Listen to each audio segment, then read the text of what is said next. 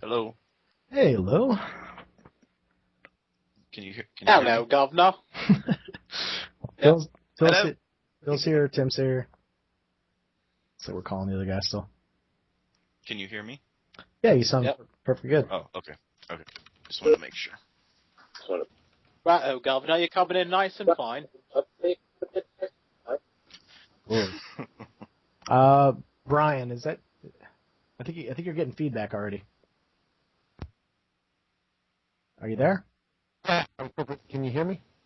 Go ahead and say that again. Can you hear me? Okay, that's a little bit better. Yeah, I hadn't put in my headset yet. That's much better.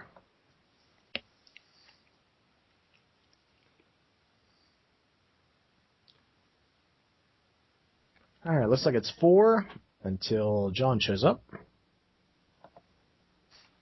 Hopefully he shows up soon.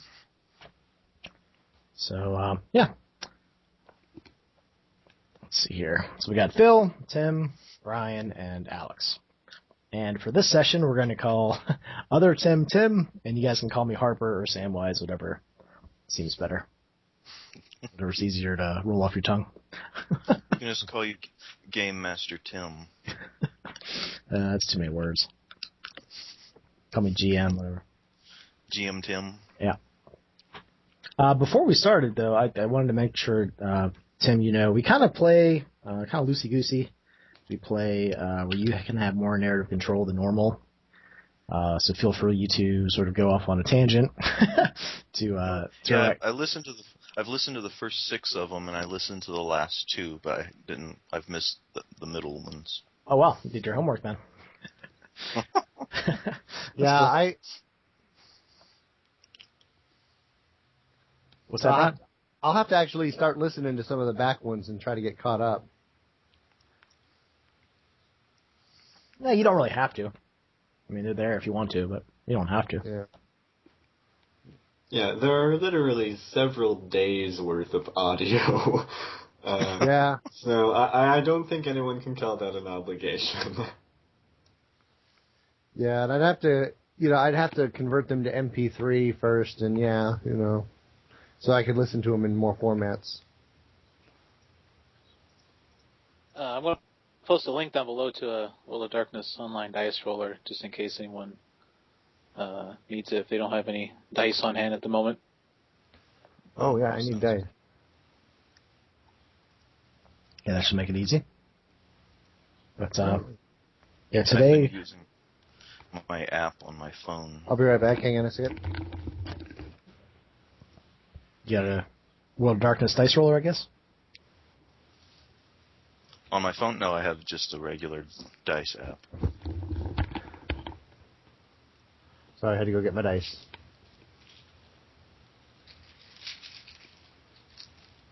But yeah, we're going to play here today. We're going to introduce Tim's character, and that should be interesting. Of course, it'd be kind of funny if you guys just ignore him and just fly right past him. Well, I mean, we're in a hurry. It was fun playing with you. I'll see you later. No, there's a ship on radar. Let's just drive past it. We're not in for that today. Gosh.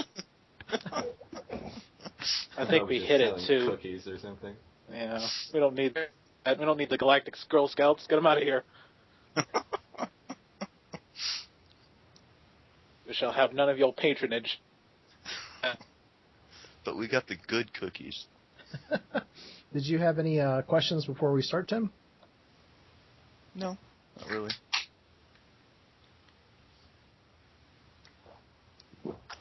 Okay.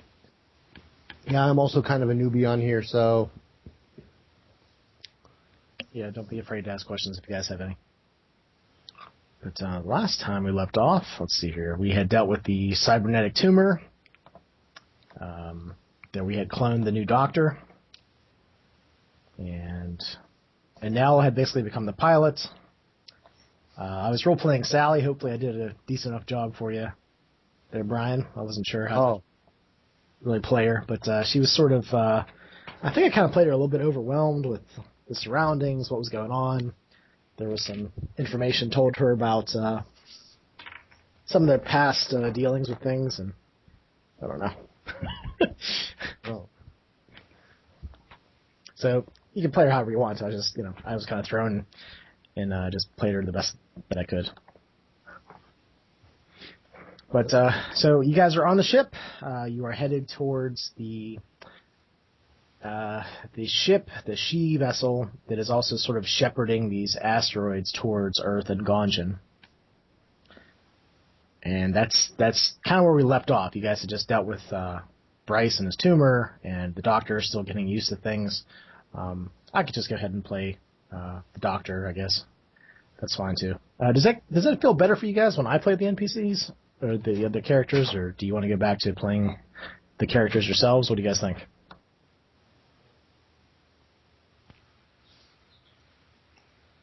Whatever works. Actually, I rather like it when you play the other characters, Tim. It's okay. Yeah. This is a little less responsibility, I guess. All right. Yeah, for the most part, yeah. It's gonna be tough. We don't have the captain today either. Oh, no. All right. So he's doing captain-y things. So your vessel, the Okina Toroburu, is traveling towards these asteroids. You're on the ship. How about we just start off just on the ship for a little bit? You guys can interact. Let's see here, maybe Theo and Sally and Bryce are somewhere. You just start there. Maybe you guys are having some lunch. Maybe. Does that sound like a good place to start? Would this be after Bryce has slept for... Yeah, how about we give it some time? Maybe like 3 days have transpired since the last session. So you've had some time to recuperate, heal up. You're sitting around a table. Annelle is in the pilot chair, or maybe the captain's up there with her. And you guys are just sitting down to some lunch. Theo will head over and grab some of his usual that he gets, which is the nutrient paste 407, and he'll just kind of set it down with a small spoon and just begin eating it to himself. The red paste tastes better, but the blue taste feels better inside you. Does it now? It has that sort of warmth going down your throat. Yeah. I'll try that sometime. How's your eye feeling, Bryce? It's fine, Theo. Do you think he'll be able to put it back in?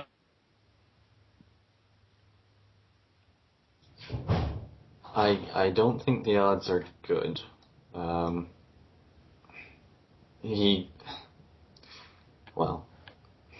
sure that the doctor could, but it's not going to be the same, Theo. I may as well get a synthetic.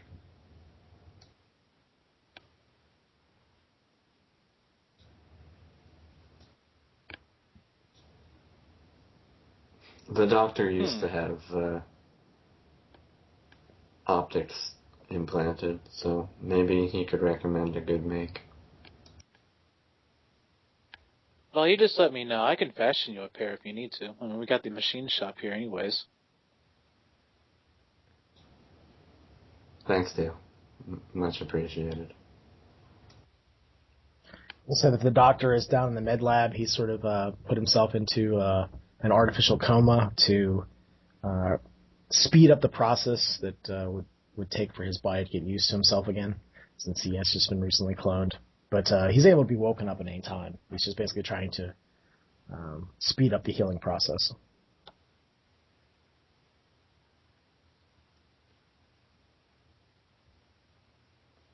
So, Sally,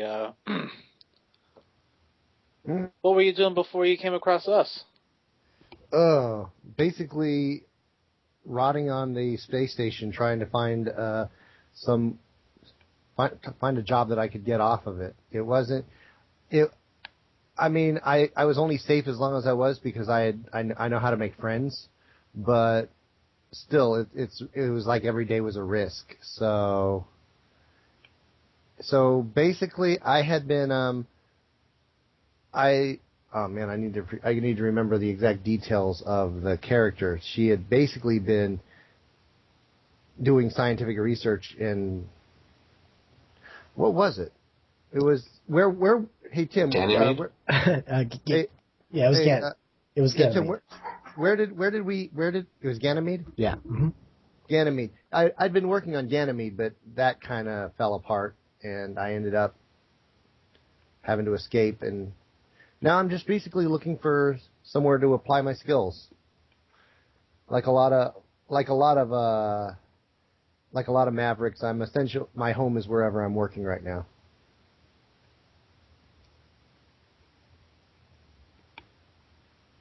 What exactly do you do, though?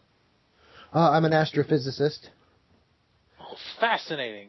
Do you have any research? Any projects you're working on? Is there anything you guys need me to do? I was looking into basically the rift and trying to figure out what caused it and,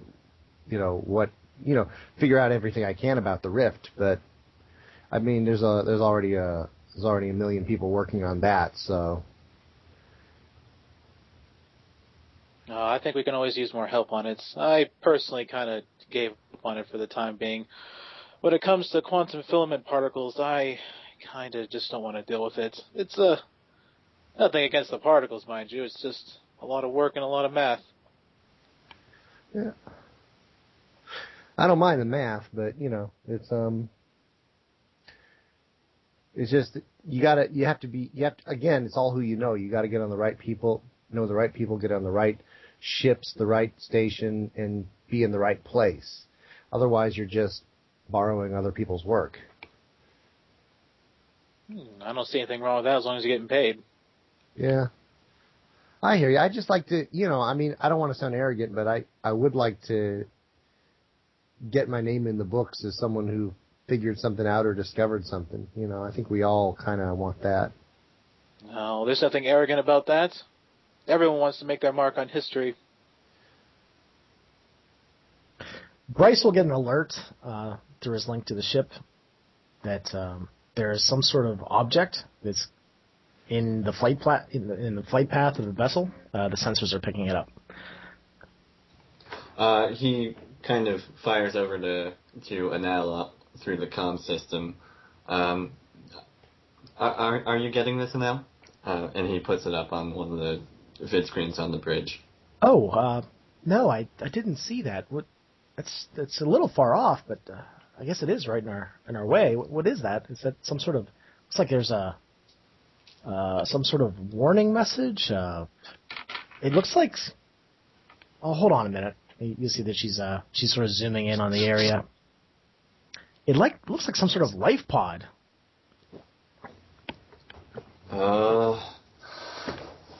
What's its trajectory? It looks like it's headed out into deep space. That doesn't seem right. Not right at all. Maybe it got knocked off its trajectory. Do you think maybe it was headed somewhere else and something got screwed up? Oh, that happens all the time with life pods. There's a ton of horror stories about that. Bryce pulls up as good an image as he can of the pod on the screen next to the table that they're having lunch at. Theo, do you have any idea what make this is, or point of origin? Is that Maverick? Is that what that is? It's hard to tell. Can you get a closer zoom on that, Anel? Not right now. It's pretty grainy from this distance out, but we're headed right towards it. All right. When we get closer, I'll be able to identify it a little bit then. Right now, the image is a little too fuzzy for me to make out anything particular. It's sending out a basic SOS message. It's just on repeat. Well, let's listen to it. Piping it through the comms now. Help! Help! Is there anyone out there? It just seems to be on repeat.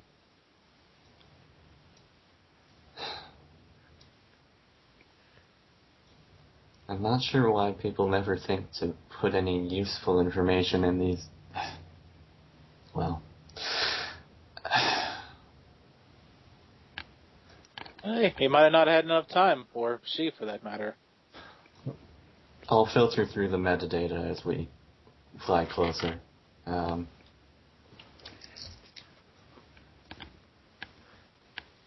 right, we'll shift scenes here. Tim, your character is in the life pod, and you have been recently woken up. Oh, I'm awake. Yeah, the system just woke you up. Okay, so I'm just coming out of cryogenic freeze or something. Something like that. Okay. It's giving you like a proximity warning. I start looking around, realizing that I'm a life pod and I probably don't have any controls. I start looking around. I find the proximity indicator. I see what it is that I'm heading towards. It seems some large, probably Ganjan vessel is headed straight for you. Okay, I start fumbling around with the controls and all the mechanisms inside until I find the communication device. So I get on the communicator. Hello, Ganjan ship. Do you receive my message? Ganjan ship. Do you receive my message? Bryce pipes through comms. Captain, they're hailing us. Yes, I hear that. I wonder what we should do. Should we answer? I think we probably should. I mean, if I was in a pod stuck out in space, I'd kind of want to get rescued too. Or at least have someone talk back to me. This is the Okina. Who am I talking to? This is Captain Longbeer. Ah, hello, Captain Longbeer. My name is Esteban Fortuna. I am a medical technician that was aboard a appropriated Ganjan vessel. We seem to have run afoul, and I am not sure what happened to the rest of my vessel, but I am sure it is not good.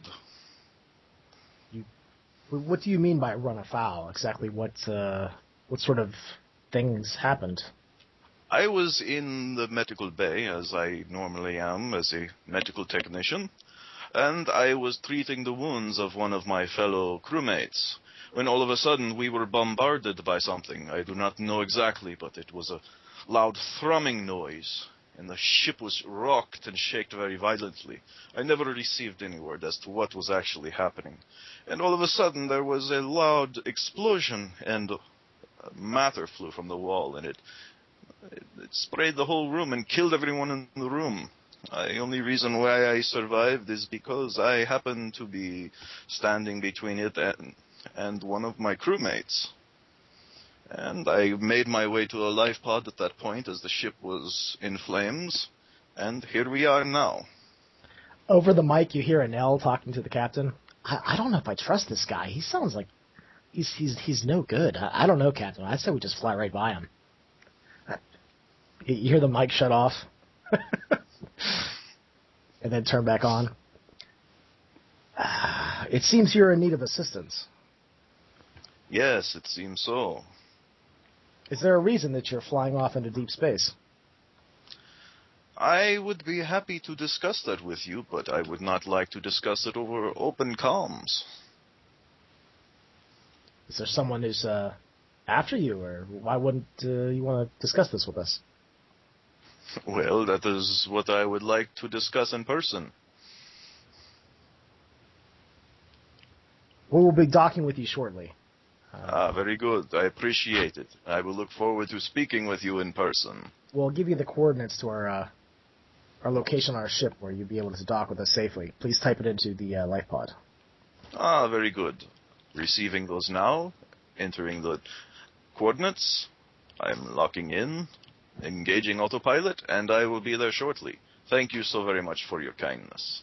No problem, but we will have a bit of a discussion before we allow you onto our ship. I hope you understand. Oh, of course. I fully understand this. I will be talking to you shortly. Longbeer out. Sally, can you give me a Yeah. hand with this? Sure. I'm trying to calculate possible points of origin of the escape pod, and I'm not sure that I've compensated for gravity fields correctly. Let me take a look.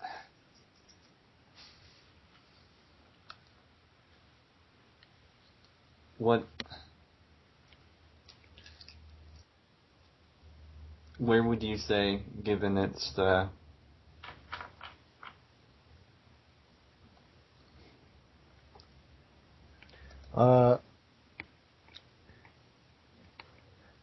Well, it looks, judging from the trajectory, it looks like it originated from the exact center of nowhere. So I'm guessing it got knocked off course at some point. Right. That makes sense. It was a shot in the dark. Well, at least we should be able to corroborate to some degree whatever story this guy tells us. Theo walks up to the screen, and as he rests his hand up against the side of the panel, he looks at it, and all of a sudden you hear him just go. He goes, man, that's an old KD69 model. Those are old. You know those things have cryogenic freezing pods inside of them? Oh. How long ago did they phase those out? Actually, it's really hard to tell. See, the thing about most Gaijin tech is that they might actually not phase out a lot of their stuff. See, those pods, while they might be dated in some extent by time, were actually very advanced for their time. The fact that they had a built-in cryogenic pod inside meant that a person could be in there for who knows how long. Theoretically, if the systems were functioning perfectly normally, under prime conditions, and granted that it's pushed away from any significant amounts of high burst radiation, it could, in theory, go on for a long time. This is Captain Long. All crew, please report to the docking bay. You know, I hope we get to. I hope I get to take that thing apart. We can really use some of the parts on that. Captain, should we wake the doctor for this? It seems like this pod may have been equipped with a cryo chamber. I'm not sure what the potential side effects are. It's my understanding from the doctor we can wake him up at any time, so perhaps it'd be best to leave him sleep and only waking up if we need him. Right. I'm not really keen on waking up the doc anyways. I mean, seeing what happened last time. And then Theo kind of just looks down at the ground and kind of just walks away. Esteban will see the giant ship through one of his port side windows. It looks like a Ganjin vessel, and it has Maverick spray paint on it, identifying it as a cog. It's just one of the gangs of the Mavericks that fix things. It's a very large capital ship. I'm just sitting there watching the sides of the ship, looking at all the areas as the pod navigates itself towards the given coordinates. Yeah, you'll see two large weapon on the side of the thing look like large blasters of some sort. They seem very deadly. And the ship itself is just, you can tell it's rigged and built for long-term travel. Yeah, I just keep observing everything, trying to find where the point is that I'm supposed to dock at. You'll see it pops up momentarily after you maneuver around the ship a little bit, and you are now in the docking phase. Everything is automated, and it seems that it's working out so far so good. I cross my fingers and hope that it continues to do so. You'll find that in the docking bay, the captain is waiting. He's there with Gino as well, the bot. It's been activated by the captain. Okay. So after the ship lands, it goes through its final approach, and it goes into the docking bay. It lands and maneuvers itself into the exact given coordinates. After a moment, the door opens up and some lingering smoke comes wafting out of the pod. Greetings, I am Captain Longbeer, and this is the crew. This is our security bot. Ah, greetings. I am sorry if I am not getting up right away. I am coming out of sleep, out of cryogenic freeze, and my legs are a bit wobbly. And you see he's trying to stand up. No need to stand. You can just rest as long as you're there. We just want to talk first, that's all. Ah, very good. What would you like to know?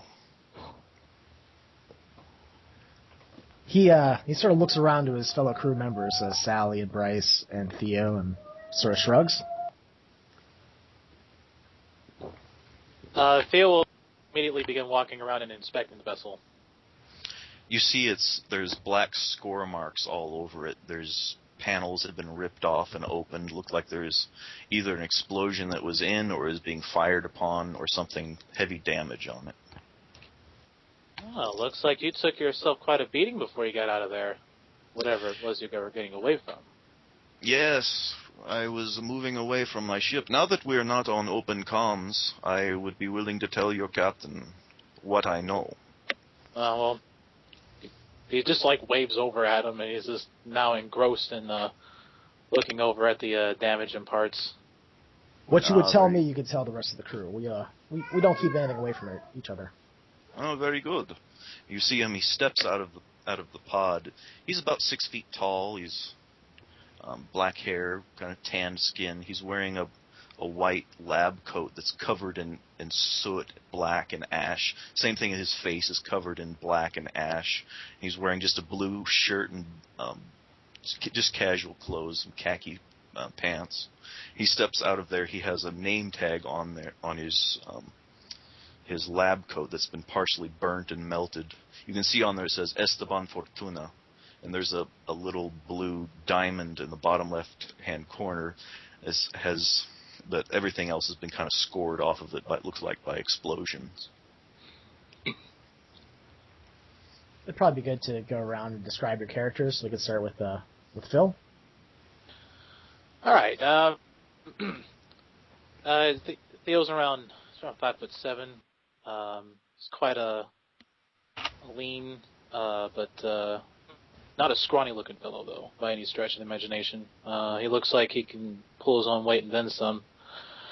He's got this jumpsuit on, sort of like a nice brownish color. It looks like it's been heavily modified and just has pouches and tool belts all across it. You'll notice that his left arm is of a chrome design. It's a cybernetic attachment. It's where the sleeve would normally cover that part of the arm has been cut off, albeit very neatly, while the other sleeve is just extending over his right arm.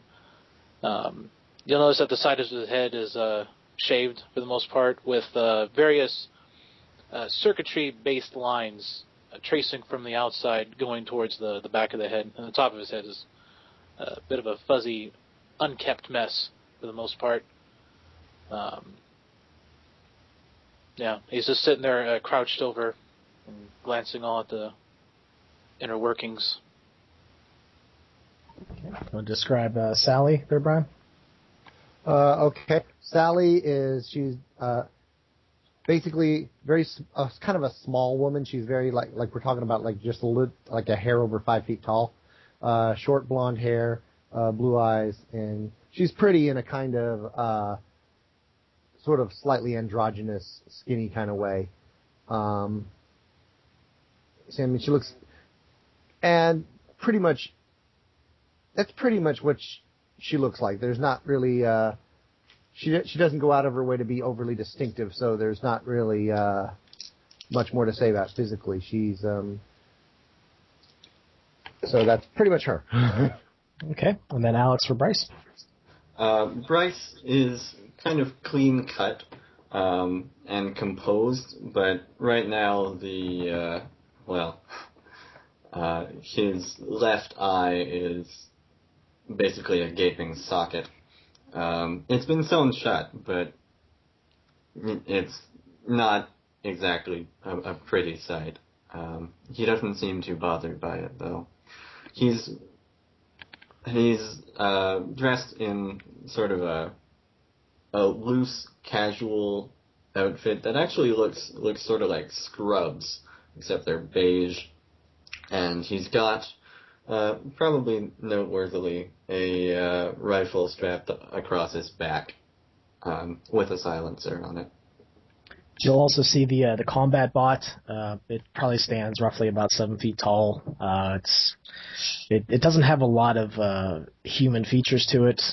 You could definitely tell that it's a bot, and that its main duty is security and probably violence if ordered to do so. Its computer console has like a chest on it, like a monitor, but it's black. It doesn't have any face on it or anything, and it's just sort of looking in your general direction.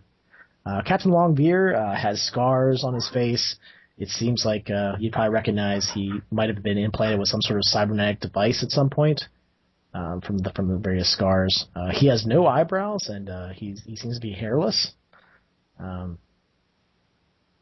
Kind of a disturbing-looking individual to some degree.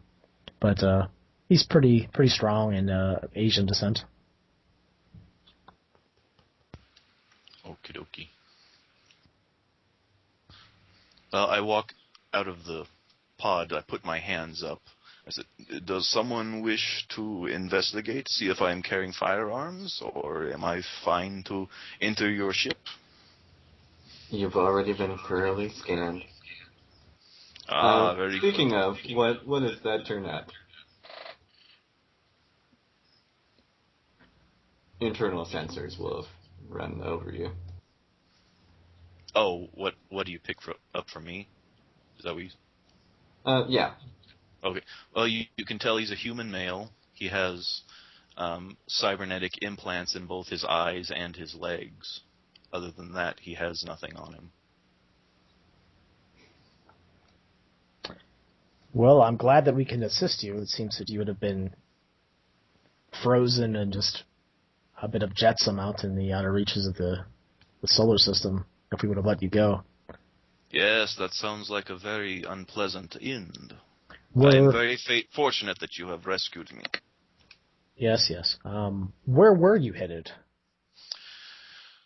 Well, I feel that I can share this information with you because apparently our mission was a failure. We were aboard the UES Anvil, which was a United Earth ship that was appropriated by the Mavericks. And we were using this vessel because it had advanced cloaking technology. It was state-of-the-art. It was, how should we say, it was not in use yet, experimental. And we were using it to investigate something that was happening outside in the outer rim. And we were sending this vessel there. I'm sure you noticed that the cryogenic freeze chamber that I am in is not state-of-the-art. So they did not wish to put state-of-the-art technology just in case, as what happened. Our ship was to be destroyed. But exactly what happened, the exact coordinates of where we were going, I cannot tell you because I am but a ship's medical officer. So where was the life pod headed? That's my the bigger question. It should have been heading back towards the inner system, but the fact that you picked me up out here means that something happened. Probably in the damage that my life pod received, the coordinates were destroyed or they were not input correctly. Something happened. I do not know. Hey, Bryce, why don't you do a little bit of a background check on Esteban? What was your last name again? Esteban Jose Fortuna. I hope you don't mind. You gotta double check things here. Not at all. Does anything get flagged on the datanet? You pick up, you find an Esteban Jose Fortuna.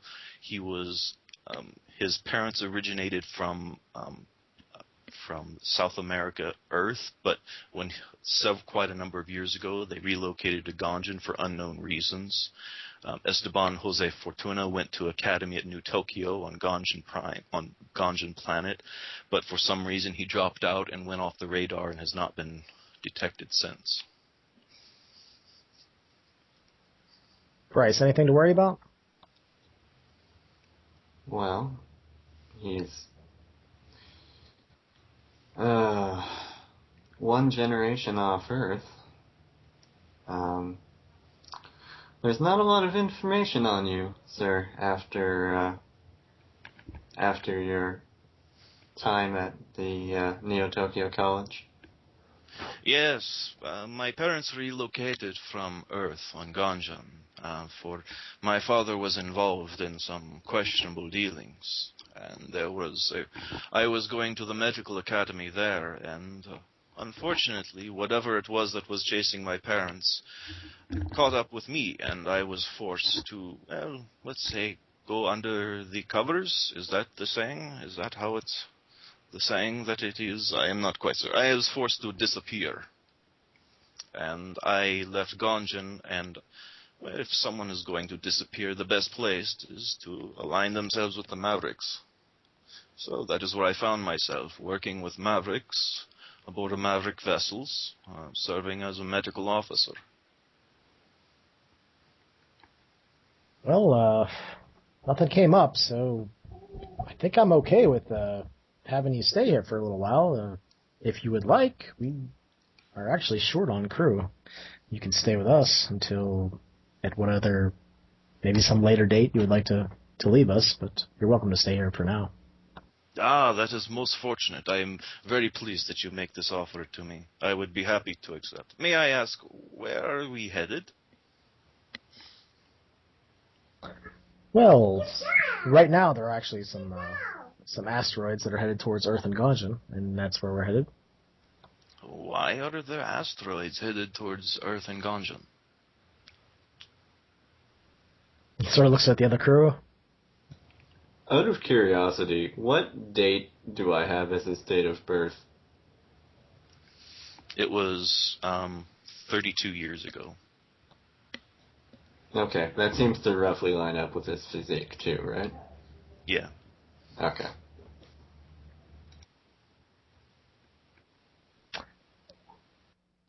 The asteroids are headed there, and what we believe is one of the alien factions has something to do with it. Are you aware that there are alien factions in our solar system? Alien factions? What are you talking about? Well, we've been at the forefront of various strange happenings, and we actually have an alien on board. Yole. What? You have an alien on board this vessel?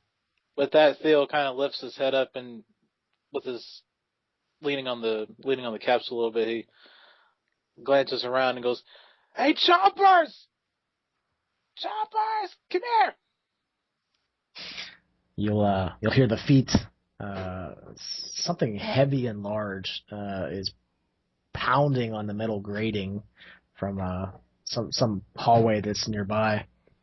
It seems like it's headed quickly in your direction. It almost sounds like a horse galloping down through a metal hallway. I just look around quickly to see if I can see what it is. At the end of the area that you're at. Oh, good. Theo will look at you and goes, now I'm going to warn you, it might be a little, what's the word, intimidating to look at first, but he's very friendly. They expect some cursing. Not my fault entirely. I don't say a word. His eyes are just very apprehensive. He's just looking around, trying to see what it is. You'll see this thing, seems like it was actually crawling down the hallway, and when it comes into the area where you're now at, the docking bay, it actually stands up to a full, probably by now 12-foot tall, massive stature. It has these 4 elongated legs that end in angular points, and the points are slamming down into the metal grating on the floor, leaving dents behind it. You see this black carapace, sort of like rigid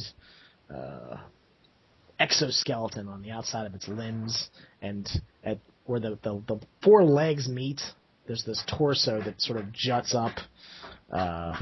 With, again, the black carapace with cracks in it, and there's this sort of red light that emanates from inside of it. It has 2 elongated humanoid-like arms with fingers with like rigid claws on the end of them. Its head is this elongated thing with 2 horns jutting up from the top and 2 tusk-like extensions coming from the bottom. Its mouth is a sharp, angular mess of teeth, and its eyes are also burning red. It sort of gallops over, and the sound is loud, and you just hear it just sort of muttering to itself. When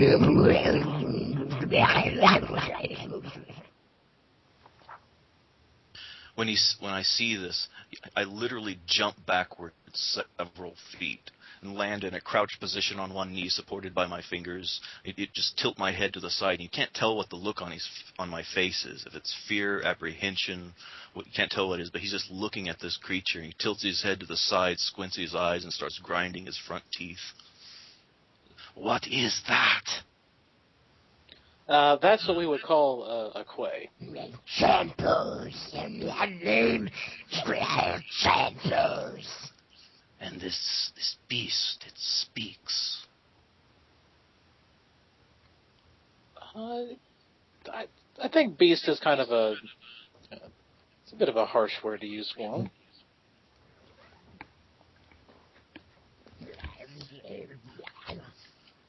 What is him? What is why here? We caught him from an escape pod. He was in trouble, Chompers.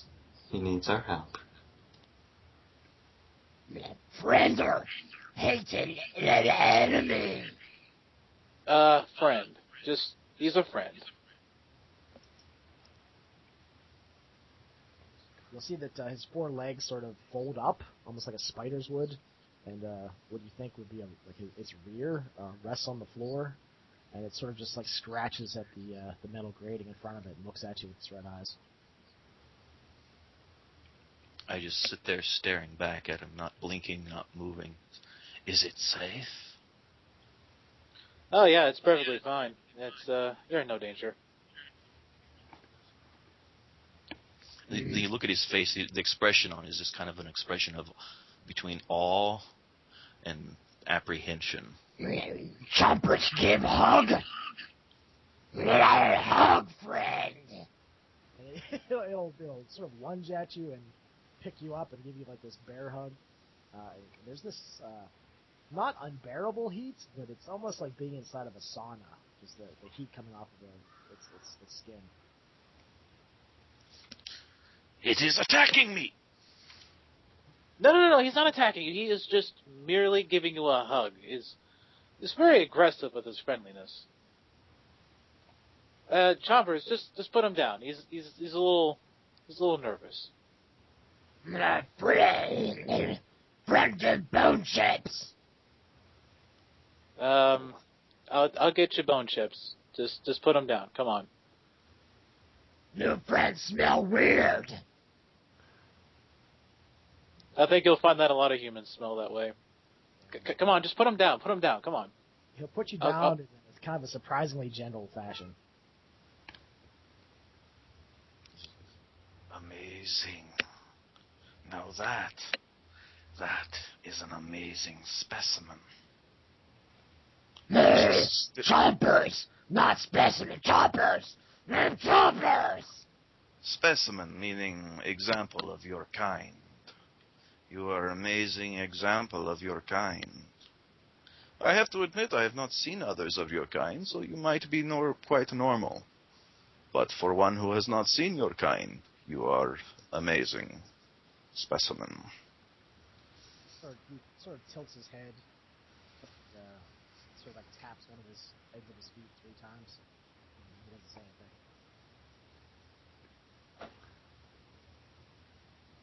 Slowly, I walk backwards away from him. With that, Theo will just show Chompers back to the food replicator. Give him some bone chips. Extra metal. Metal was good last bone chips. Extra minerals. Yeah, you know what? I ought to teach you how to make your own. Here, come on. Hit button, make bones. So how did you happen upon this? What did you call it?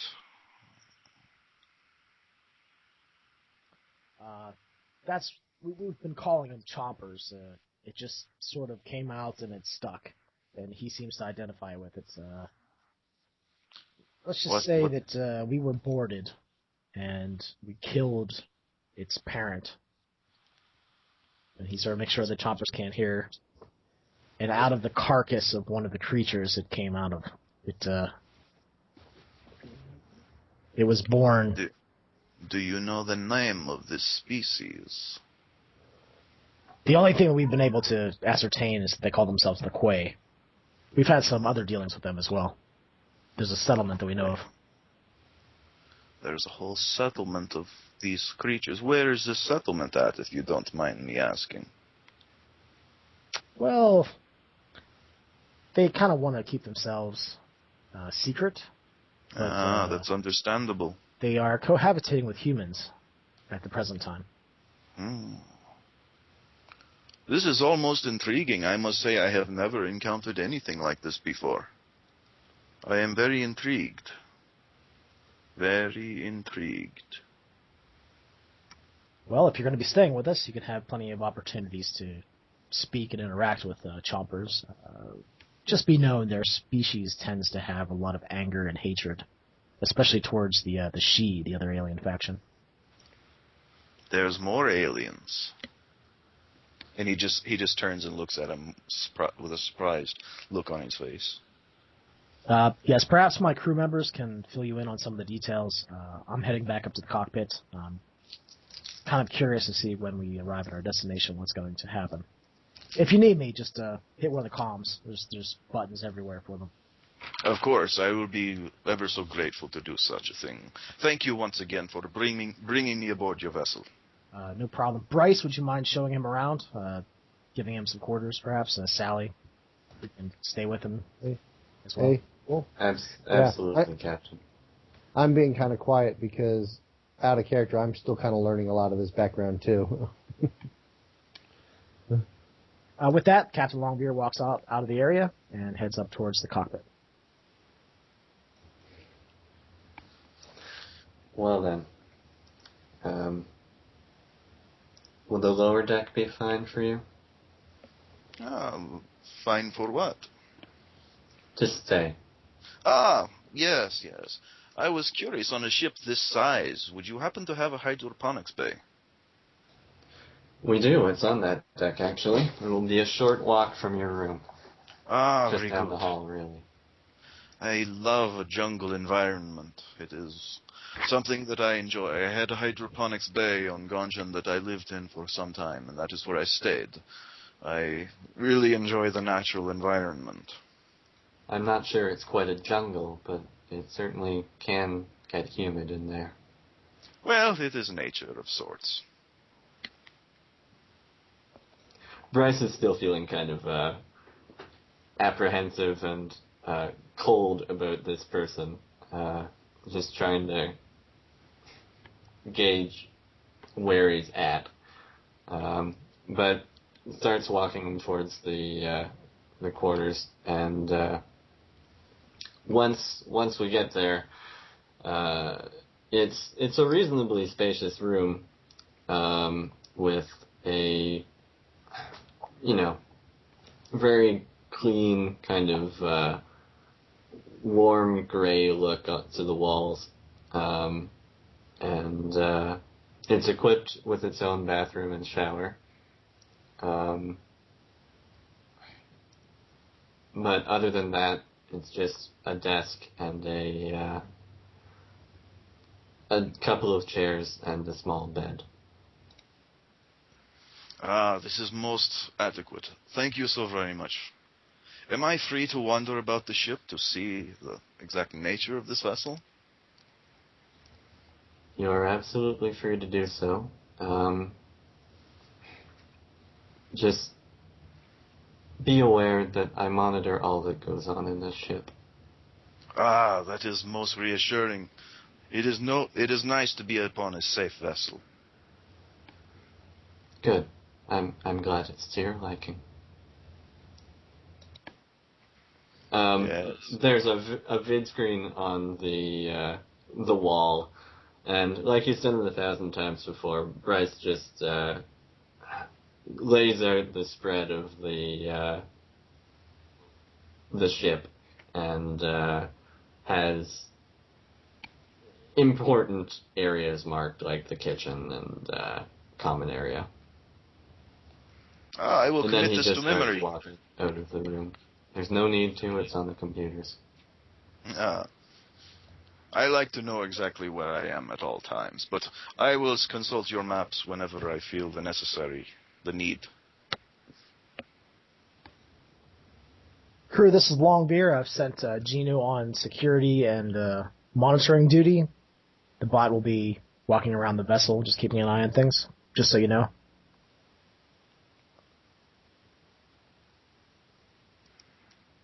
Thank you, Captain.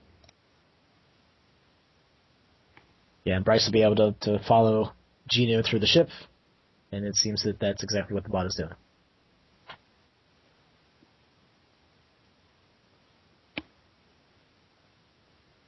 Theo will look at Chompers as they enter inside the food replication room of the kitchen. All right. Have you been practicing your numbers? No. Oh, my. Okay, how many am I holding up? Don't know. Oh, come on, just try. Come on. We practiced this. Come on. How many am I holding up? 12. No, this is 2. I'm holding up 2. 2 fingers. 1, 2, 3. This is 4. This is 5. Here, do it on your hand. Come on. 1. Fuck. Ah, no. No, fuck does not come after 1. Okay, it's 1, 2, 3. Choppers don't like numbers. Well, Choppers is going to have to learn numbers if Choppers wants to operate the machine that gives you the bone chips. Why can't All right. you do it? Because sometimes I don't want to get woken up at 3 a.m. because you're hungry. You've left dents on my door. All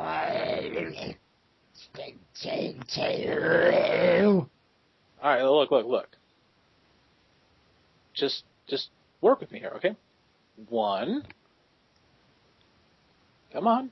You can do it. 1. All right, 1, and this is? 2. There you go, and this?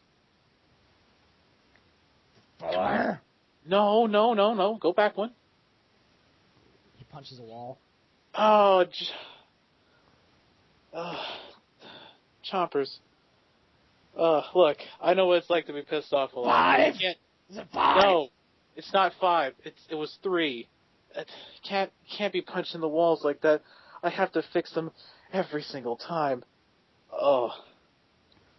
Yeah, he sort of picks up the metal grate with his fingers and just slams up and down a few times.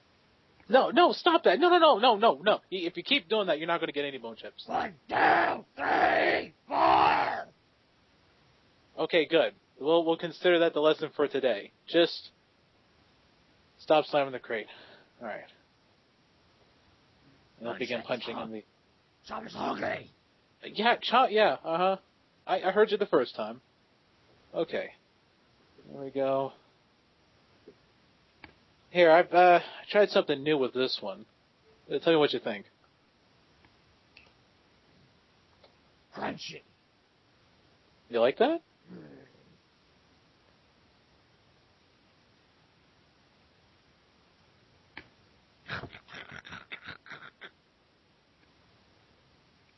All right, now let's take you back to your old place now, and just don't punch the walls anymore when you're mad. I'll have to make something for you.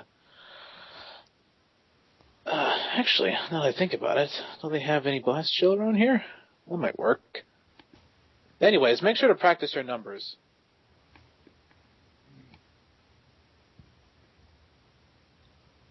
Okay. All right, there you go. Now, I'll be coming by later on to teach you some more Earth lessons, okay? Just keeps eating his chips. With that, Theo will wander into the hydroponics bay. His stomach will be growling most fierce. When you make it to the hydroponics bay, you actually find Esteban is there. He's taken off his shirt and he's doing some type of posing, like either feng shui or not feng shui, but I forgot what the Japanese, Tai Chi. Tai Chi or some other form of martial arts that he seems to be practicing. And he stands on one foot, holds his hands out to the side, but he has his eyes closed. And he's barefoot. First, as he walks in, there's a brief pause for him. Just kind of stares at you a little strange. Then immediately afterwards, just kind of leans forward and goes, Yes. How are you doing? doing well. What were you doing? I have been frozen for some time, and I have not moved. I am just stretching my limbs, getting my blood circulation going. This is just my morning ritual that I do normally. Oh, okay. Hey, you wouldn't mind if I, take your pot apart? No, not at all. I would like to recover my personal effects from inside first, but the pod is yours. I do not have any attachment to it. You see the brief winkling of a great smile before he gets hidden back away. You see him wandering around the hydroponics bay at that point, and he's looks like he's looking for something. Is there something that I can help you find, perhaps? I haven't had this fruit in a while, and I'm trying to think of the name. Apples. Apples. I grew used to fresh fruit on Ganjan, because as I mentioned, I lived in a hydroponics bay practically, and I ate fresh fruit every day. Apples are quite the delicacy. Do we have any here? I forgot. Do they grow on, like, vines, or...? They grow on trees. Unless there's been some sort of genetic splicing that has taken place, and perhaps someone has grown some that grow on vines, but as far as naturally, they grow upon trees. Sorry, I haven't been eating any, what do they call that back at that colony? Oh, home cooking in a long time. I guess a lifetime of nutrient paste will do that to you. Yes, I can imagine it would. I grew to despise that aboard the anvil. I don't see how. It's delicious. I guess it's like anything else. If you eat only one thing for some time, you grow used to something. You grow to not like it, something else. And I ate fresh fruit, I ate fresh vegetables, and that was what I sufficed upon. And when I was put upon the ship that I was on, and we had nothing but this paste, and it was tasteless to me. And what taste it did have was not very pleasant.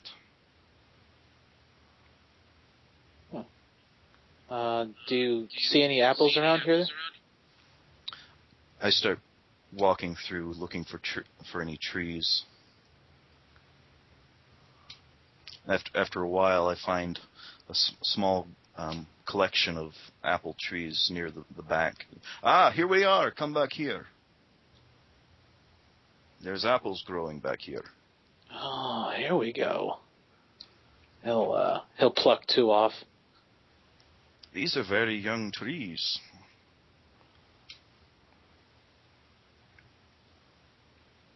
I start examining the leaves and the trees and looking at them. I wonder what else we have in here. Do you know what you could do in here? You could bring in some birds. Birds would love to live in here. Birds? Yes, birds. Things that fly in the air. Yeah, I know what a bird is. I just don't. Well, I wasn't sure. I just don't see the purpose. They sing so beautifully. Uh-huh. If you've never slept under the open sky and heard birds singing, heard crickets chirping, felt the wind blowing against your face as you slumber in the evening, then you are missing out on some of the greatest pleasures of life, I must tell you. My greatest pleasures in life happen to be listening to Black Star while I sleep in my hammock. Very well. Everyone has their own pleasures. Well, I'll leave you to get acquainted with with the bay here, and thanks for helping me find the apples. No worries. If you need any help finding any more specific vegetation, please ask me. It gives like a sort of a half-nervous laugh, and then he just kind of scurries right off. A bit of a hurried fast walk pace. Hey, Tim, I seem that you're getting a lot of feedback. Are you on a headset or just listening to your speakers? Yeah, I'm on a headset. Oh, I wonder why that's happening, then. I don't know, I've been muting every time I'm not talking, too. Oh, okay. Well, yeah, I don't know, we'll work on that then, I guess. Am I getting feedback now? Not when you speak, but when other people speak, it seems to kick in for some reason. That's kind of strange. That's weird, because I've been muting my headset every time I stop talking. Huh. All right, we'll just keep working on that. Okie dokie. So, where does Esteban wander on the ship? Esteban, I stay in the hydroponics bay for a little while. Then afterwards, I just wander about the ship randomly.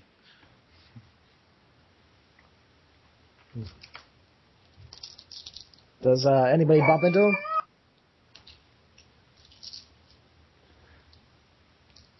I guess I do. Bumps into, So, Esteban, where did you say you were from again? Originally Earth? Yes, I was born in Ecuador, South America, on Earth. Oh yeah, I'm a Maverick, so I kind of can picture the shape of the continents, but that's beyond that country. I know where the big ones are. Yes, I understand. Earth, I can imagine out here is the Earth. Geography is not something that everyone knows well. But I was but a small child when I left, and I spent most of my life on Ganjon, actually. So, Senorita, what brings you aboard this vessel? Really just dumb luck. Oh? How so? The ship, after the trouble on Ganymede, I kind of ended up stuck on the shit pit of a space station and waiting for something that I could get a job and get off. And I found this ship, which the people here are interesting. They're not bad, and so far it seems to be proving to be an interesting job so far. So we'll see where it takes me. Sounds interesting. I heard you mention Ganymede. What sort of trouble did you have upon there? What did happen? It was an alien attack, wasn't it? Yeah, the She faction. Yeah, I was working there, and the Shi attacked, and a lot of people died, and I basically just escaped. I was with only some minor wounds, but I got away from there, and I don't really like to talk too much about it. It was not something that I like to relive. But Did you happen to see any of the aliens? Were they these creatures that is aboard the ship now? Oh no. They're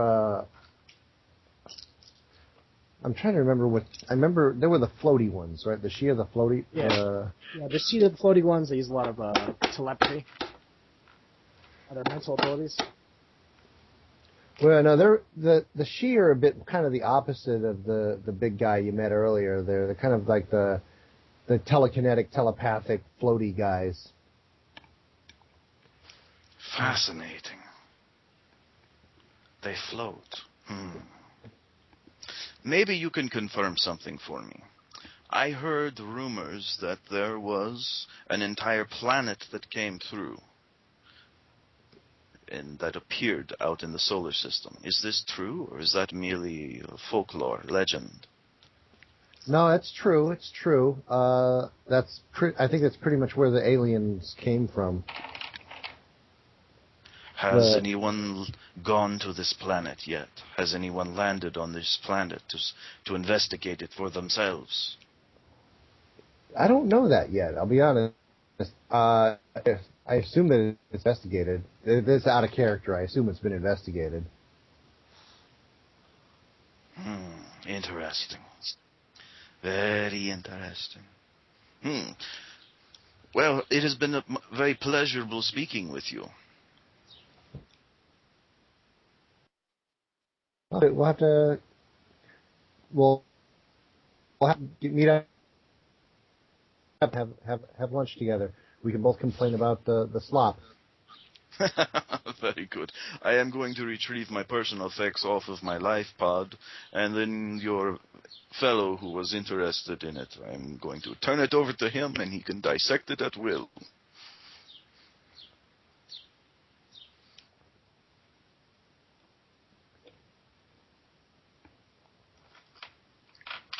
At that, I start walking off back towards the shuttle bay.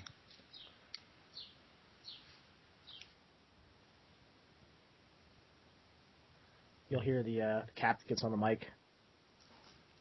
I'm not sure if we're going to be able to catch the Shi vessel in time. I see on long-range scans, it seems the Arthurs have amassed an armada of ships, and they're headed in that direction. I would expect the same from Ganjin, but there doesn't seem to be anything at all from them. It's kind of strange. Perhaps the rebellion is doing something to stop that.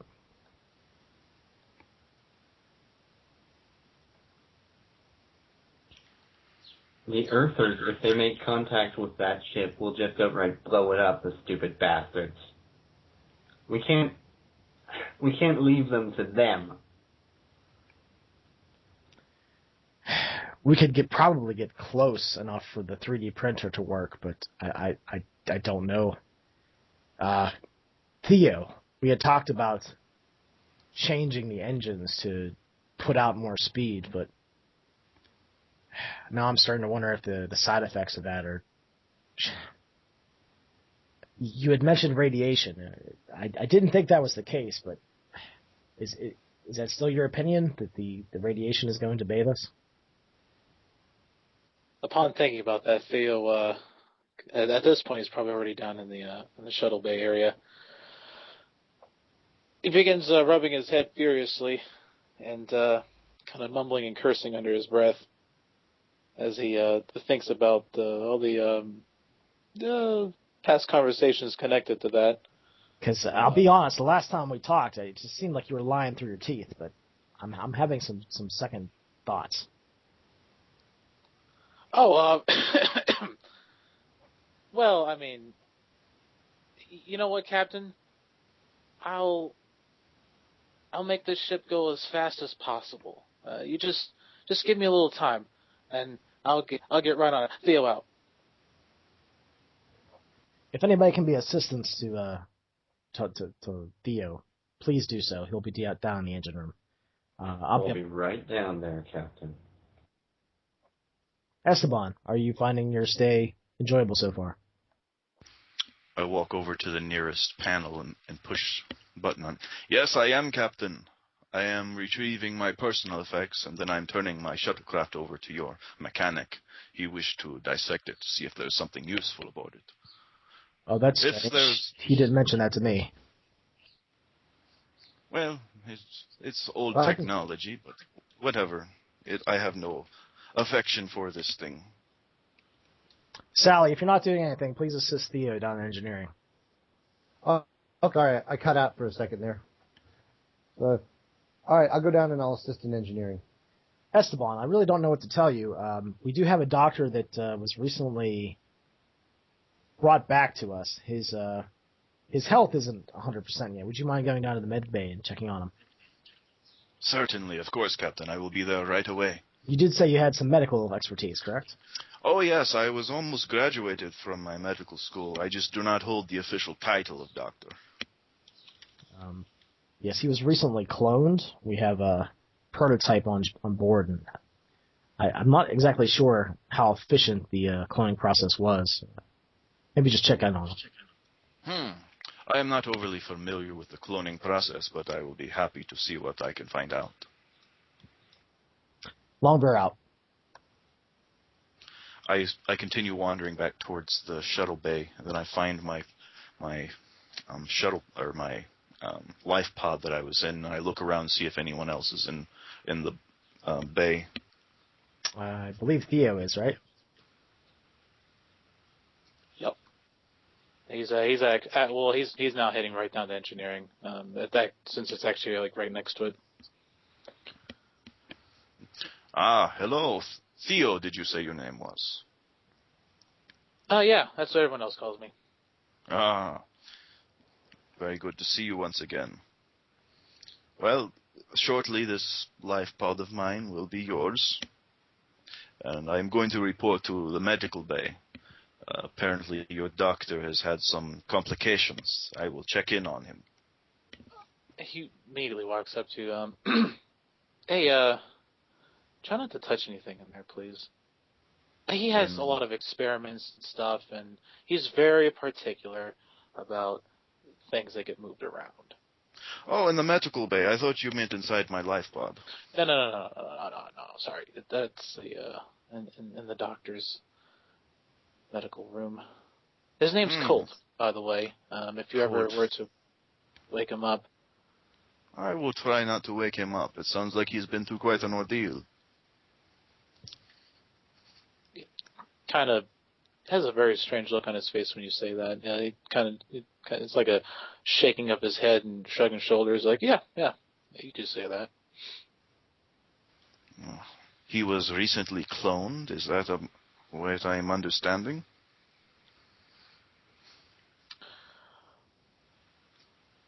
Yeah. Yeah, well, most definitely recently cloned. Was his brain transplanted into this clone, or is this just a memory transfer? Well, the cloning machine's up there. It basically builds you up from the ground up. And then the data transferred from your previous memory is then put inside of there. So he is an upload. More or less. Very good. I did not study this form of science, but I will look forward to seeing what I can find out. Okay, well, just remember not to really touch anything inside of there. It's again, he's very particular about his stuff. I understand. So am I. I am very particular about my things.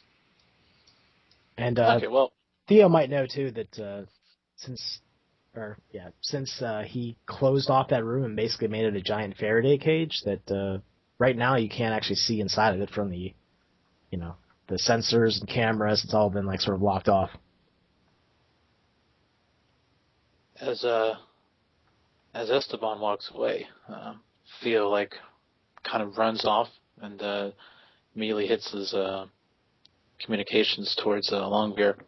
Longveer! What is it, Theo? Did you send him down to Mr. Esteban here? Did you send him down to medical bay? Didn't know where else to send him. He seems up and up. Why, do you have doubts about him? I'm just saying, like, are you sure he should be alone with that thing? I mean, Bryce did a background check on him. You know Bryce. Bryce is very thorough. If he would have had any doubts, he would have mentioned them to me. Curiosity, perhaps? I don't know. I just think someone should be down there to watch him. All right. How about when you go down to engineering, tell Sally to go check in on him. Okay. I sent her down to you because I don't know what to do with her either. All right, then. As soon as that's out, he immediately kind of grabs his hair and goes, great. Once again, I'm left to manage people around. Back at the hub all over again. As soon as Theo leaves the docking bay, Esteban stands there watching him leaving. As soon as he leaves, he goes over to his life pod and opens up a compartment inside of it. And once again, he stands up, looks around, and he pulls out a black case out of there, closes the compartment, and walks back towards his quarters very quickly. Okay. Once he makes it back to his quarters, he stows it under his case with his belongings underneath of his bed, and then he walks off towards the medical bay. You'll see that all the power in the med bay seems like it's like a dimmed state, almost like it's on some sort of backup power. It just seems different than the hallway is power right before the med bay entrance. Inside, you'll see that he's in this sort of plastic bag that's inflated. It seems like something that could probably be scrunched down into a pretty small container, but it's some sort of healing tent. It's a way to purify a system. You'll see the doctor is in there in some medical scrubs. He has like a ventilator on his mouth. His eyes are closed. But you also notice this other thing. There's this canister that has this EMP field that's been shut off. The lid is opened, and it's right next to this tent. You'll see some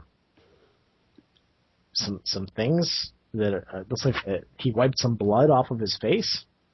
There's still some blood stains on his face, but otherwise you don't really see anything else.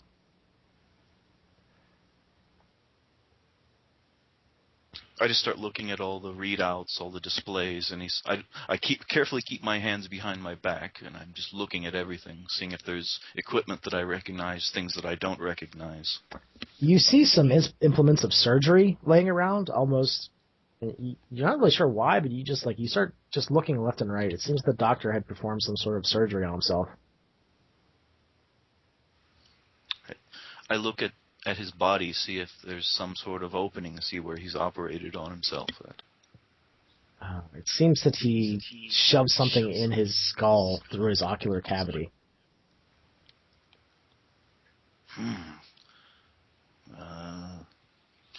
I look for a communication, some sort of comm link. You hit it, and it doesn't seem to go to the outside of the ship. It seems like this room has been completely sealed off for some reason.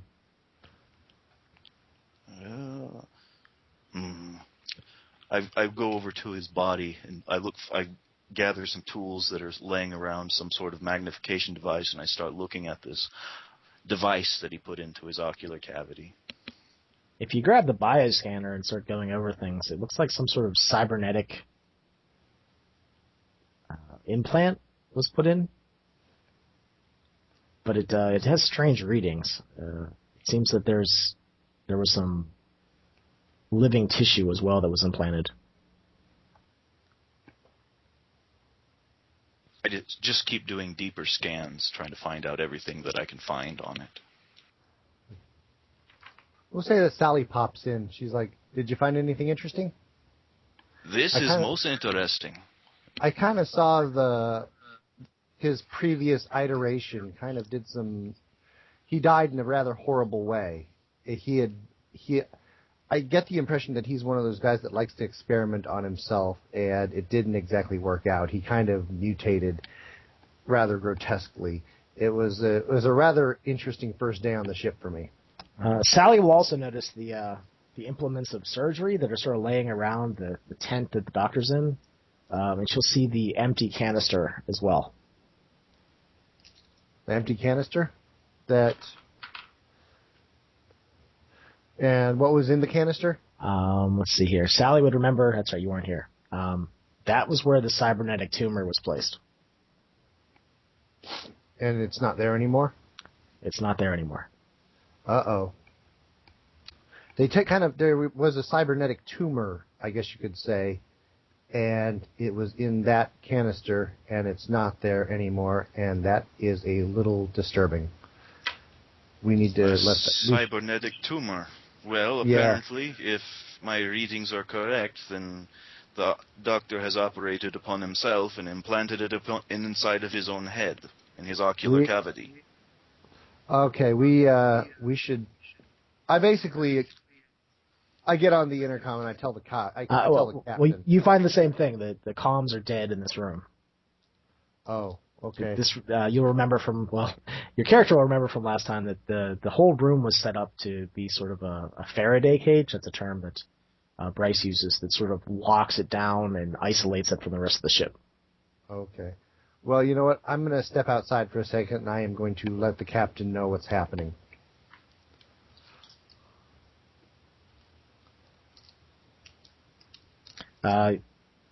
Esteban will see that the cybernetic parts have linked to the cortex of the brain into various different parts of the brain stem. It seems like one connection is set up to his right eye, but it doesn't seem to be harming him in any way. It seems like the implant was successful.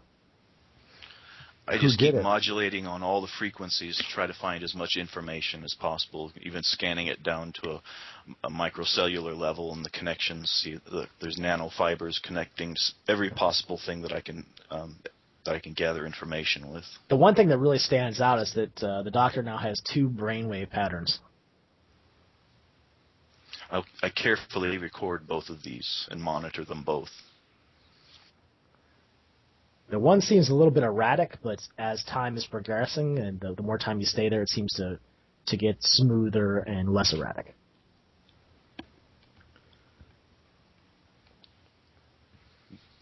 What are you? I just kind of mutter to myself. Maybe we should just, abort and start the cloning process over.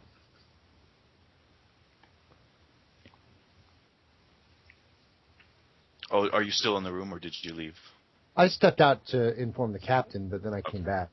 Oh. I figured the captain is. This is the captain. What is that, Sally? I basically let him know everything I found. Oh. Okay. You get something short that says, just keep an eye on the situation. Don't do anything rash. Alrighty. I stepped back in. He said... Captain says just keep an eye on it. Oh, that I am. I am most intrigued by this. Did you know that there are 2 distinct separate brainwaves here?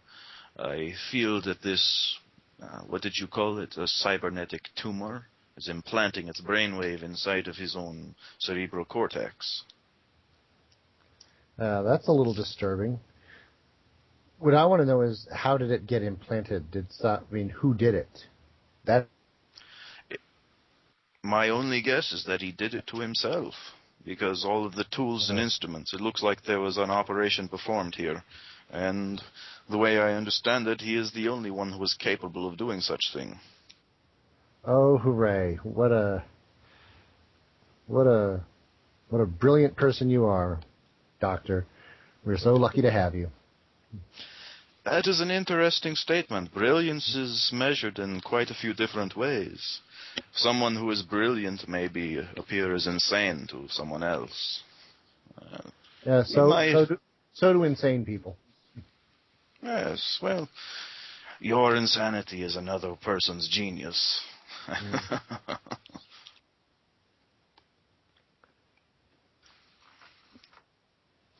I continue just to deep scan his brain in the tumor. Okay. There doesn't seem to be any other strange effects. It seems that whatever's happening is undetectable. He's healthy. His heartbeat is fine. His blood pressure is fine. He seems quite healthy. His cholesterol is low. Where did this tumor come from, if I might ask?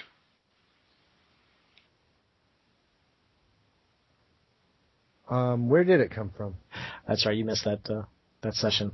He probably wouldn't know them. Yeah, you probably don't know. I am not sure. I wasn't here for this. I think I should speak to someone about this. This is not right. This is not good. Meanwhile, the captain has hailed Theo and Bryce down in engineering. Bryce has been completely absorbing himself with engine analytics, trying to figure out how he can optimize. But he, after probably the second tale, he picks up, yes, what's going on? You probably don't know what's happening in the med lab since it's cut off, but, well, that's second. First off, do we think we can get the engines up to a point where they will be able to catch up to the She and to the asteroids? That's what I've been working on. I think, well, I have a couple of optimizations that are purely theoretical figured out. I'll have to have Theo look at them to see if they're even remotely safe. Sorry, I've been working in my own little corner of the room here. Okay, good. On second thought, why don't you keep doing what you're doing? Captain? Theo, why don't you contact me on a secure channel? Secure channel, Captain. You may as well just tell me now. Well, I just don't want to distract you. That's sort of distracting in and of itself, Captain. If you don't mind me saying. It's a little late. I'm not very good at being a captain. Let's see. The doctor has performed an operation on himself. Alright, so Bryce is already walking towards the towards the med lab.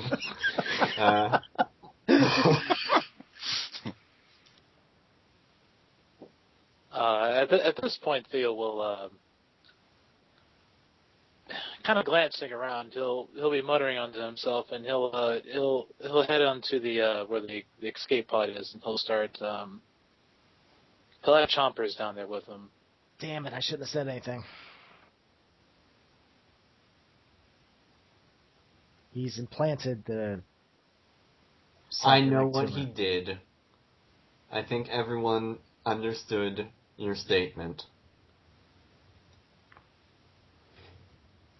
Theo, is there any chance of getting this ship moving faster, or should we just give this up? No, I can get her moving faster, and possibly then some. In fact, that's pretty much a guarantee. Just give me some time. I'll get it done. I'll let you know later. All right. When is this doctor ever going to learn? When's Colt going to learn? He can't do this to himself.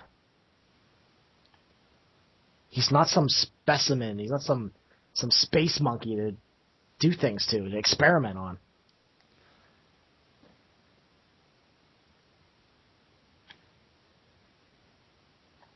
Longer out. To start worrying You need about to get the crew. Maybe we need like a ship therapist. Your body image is fine. You need to love yourself how you are. All right, so Theo's going to the life pod and back in the med lab, and we'll have Bryce walk in. Hello, Bryce. How are you? It is good to see you again. I'm fine. Has he talked yet? No, he has not communicated. He is still unconscious.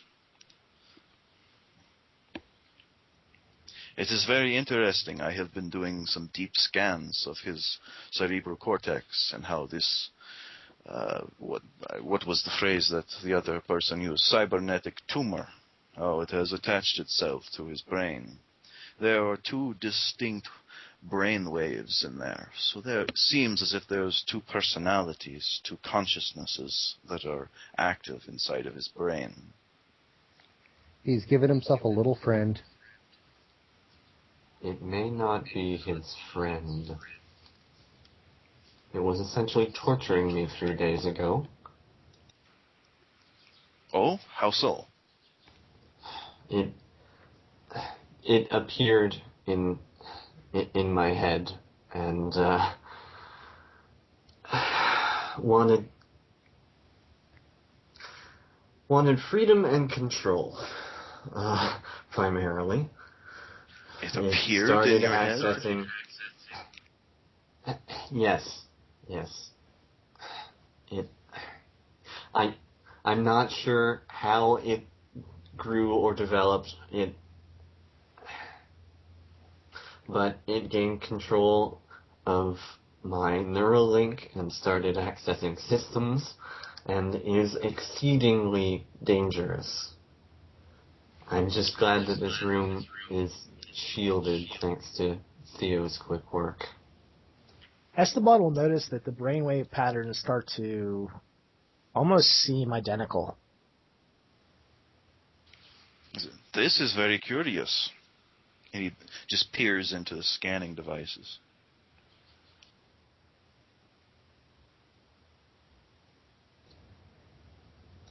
Out of curiosity, is he strapped down? He's not. He's just in like this inflated plastic tent, and he has like a breathing mask on. It has like mist in the air. It's supposed to probably help his systems get realigned and get him back up to 100%.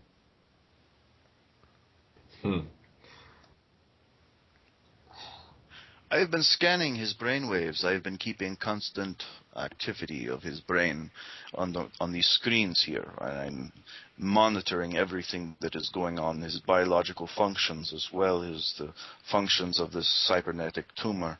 And it seems as if the brainwaves are becoming one. They are matching each other, I suppose I should say. They're matching frequency.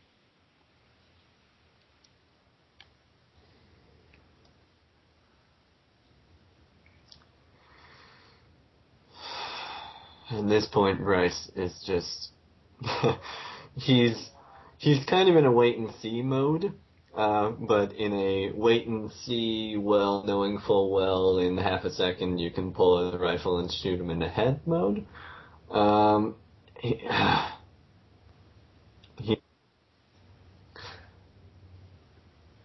He just goes and sits in the corner watching the tent. In one of the chairs. The heart rate and respiration starts to go up. This is not good. His life signals are changing. His respiration, his heart rate, they are increasing. I look for some sort of tranquilizer, some medical, something in the like a hypospray or something that might have something to lower his heart rate. Yeah, there's plenty of things like that. There's stims and shots and all kinds of things. Okay, he goes and he finds where they're at. He locates them. He mixes them to a certain degree, and he injects them with a hypospray. This is with a formulation of chemicals that are supposed to lower his heart rate and change his respiration. The heart rate comes down. He breathes at a slower rate. And then the brainwave patterns just go spastic. They're jagged. They're all over the place. This is not good. You must tell me everything that you know of this thing. His brainwaves are going crazy now that I have lowered his heart rate. I do not know what I am dealing with here. I barely know myself. I know that it was in my head. It wants control and freedom. It was confused at first, did not know what it was, and it's, I guess, coming into its own now. I was quite eager to cut it out. I'm curious, how did you separate it from your consciousness? It was isolated by our captain, who is... How did he do this? He used the bioscanner and identified specific patterns in the brainwaves, but from the readings I see there, it may be past that point. I don't know what's going on. Well, I have been completely monitoring his brainwaves from the moment that they were separate to the moment they became very similar to the point of matching each other. Now that they have become erratic, I think I still can separate them, or at least identify them. So if the captain still has the knowledge of how to do this, I believe that we could replicate it. He didn't ever separate them. He just understood where they were, or what synapses they were firing on. He figured out the source of the tumor and took a scalpel to it. At this point, Gino walks by the entrance and continues on. Seems like it's still in sentry mode. It doesn't go in, though, does it? No, it walks right past the entrance. Okay, but does it enter past the point where the shielding would be? No, it doesn't. You literally just saw Gino walk past. That's all. Okay, it makes Bryce antsy anyway. I'm not sure how much or how elaborate the cybernetic portions of that thing are now. I don't know if it has network access or whether that was exclusively through my neural link. If it does have network access, it should be readily capable of tapping into almost any of our equipment. Well, I understand that this room is shielded and is protected, isolated. Perhaps that shielding would be good enough to separate it, keep it isolated as well. We can only hope so. Esteban will see that it appears that there is only one brain pattern, one brainwave right now. They went from being so erratic now to just a single brainwave. I compare it to the earlier ones. It doesn't match. Doesn't match either of them? It matches one of them.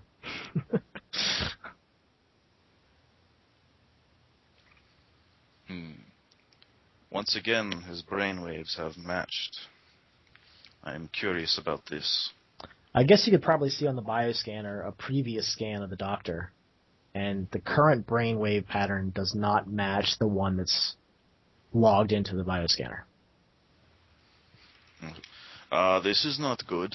I have accessed the doctor's previous brainwaves, his brain scan, and the one that he is exhibiting now is not matching his original brain scan. The 3D printer starts to crank out something.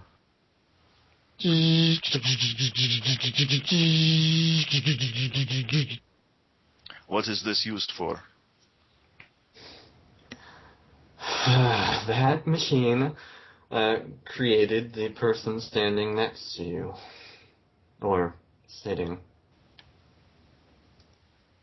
In the tent there. I believe this is of utmost importance. We might want to get the captain and your engineer technician here. I believe that they might want to know about what is happening. Okay, if one of you can get them, I'm going to plug in and see what that thing is printing out. Okay, let's take a moment here and get back to Theo. We find Theo in the pod, and he summoned chompers to him, And when Choppers gets in there, he's kind of like hunched over with his arm inside of a panel in the capsule. He's kind of jamming his arm in there back and forth, going, "Come on, right there. There's just one more spot, and yeah, there you go." And as soon as he does that, these 4 long cylinders just pop right out from the back end and begin to semi-roll for a little bit before stopping. Choppers, there you are. Come on, I'll need your help. What? Help me pick these things up and take them in engineering. Yeah, Be gentle with them. He picks up the light pod. No, not the light pod. Just put it down gently. The cylinders. He puts it down a little bit less than gently. Oh, please don't bust that. Come on, pick up the cylinders, please. He'll pick up like 2 of them. Now what? Just follow me into engineering with them. Be gentle. If you're gentle, I'll give you extra bone chips. Follow. All right. And then he'll go in there and... All right, just lean him up against the wall here like I have it. He leans one off, and then it sort of falls down. And then he puts the other one, and it stands up. I think we'll pick up the one that's fallen down and erect it back in its proper position. Okay, just like that. I just need to wait right there for a moment. And I gotta do something real quick here, and Theo will open up a chamber in the engine room. And he picks one up and shakes it. No. Don't shake it. Please don't. There's nothing in there. Well, there's a lot of stuff in there, but nothing you want to be shaking. At least not yet. Really? What did I do? I'm going to... And he opens up the latch and kind of crawls in. To use this life pod's energy core here as a backup drive. And he kind of poked his head out. A lot of these systems on Ganjan vessels, and almost primarily every ship in existence since the dawn of spaceflight, has a sort of overclocking mechanism that kind of regulates how fast that the engines are allowed to process the radiation from the nuclear reactors. If we are able to go past that normal limit, we can actually output more energy and thus use it to propel the gravity drive a little bit further. We can actually increase our own field by a factor of 5, which then makes us go a lot more faster. Fast. So faster. We're going to use those tubes as a means of relieving stress off the ship. That way it doesn't overheat, thus we'll not be going into a explosive state hurtling at several 100,000 miles a second. Okay? Why don't you go ahead and give me a mechanics roll then, Mr. Theo? All right.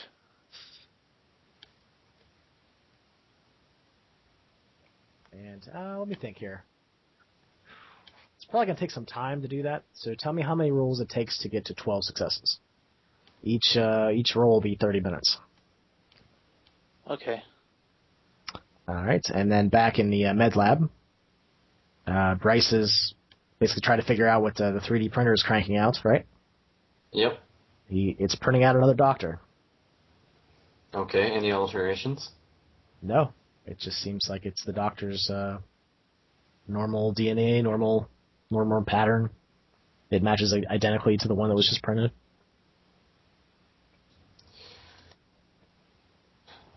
Okay, we need to restrain the thing in the tent. Keep it Understood. sedated. I don't care about its development. Understood. I just go over to the chair and I pull out the restraints that are built into the platform, lock them over his wrists and arms, lock them covering over his hands, go to the opposite end, lock them over his feet. They're also enclosing his feet.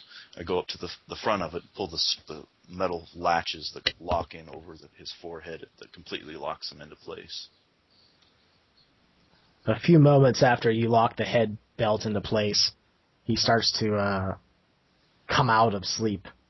He starts to shake violently. The gurney is sort of rocking a little bit back and forth. Quickly, I run over to where all the hypo sprays were, and I find a tranquilizer. I put in a large dose of it, and I spray it into his neck. You stick it in the neck, the eyes open, and they look around like in this sort of frantic, crazy fashion, and they seem to lock onto Bryce. He blinks a couple times, and then his head falls backwards. It seemed to recognize you. Yeah, I would think it does. It was inside me days ago.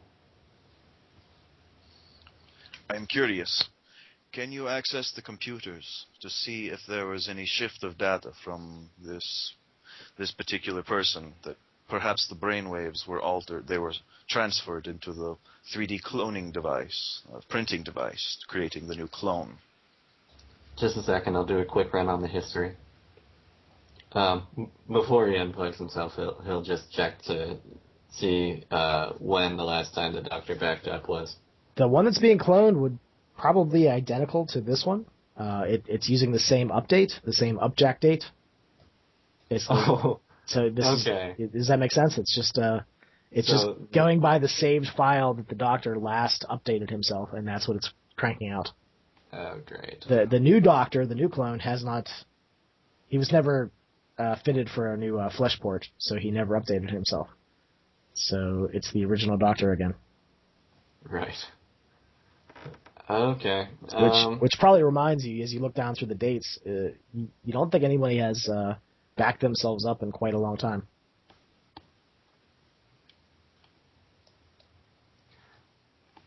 No, this will be an older version. How much older? A few days. Well, that is a good thing. He will have escaped the torment of this device that has lodged itself in his brain.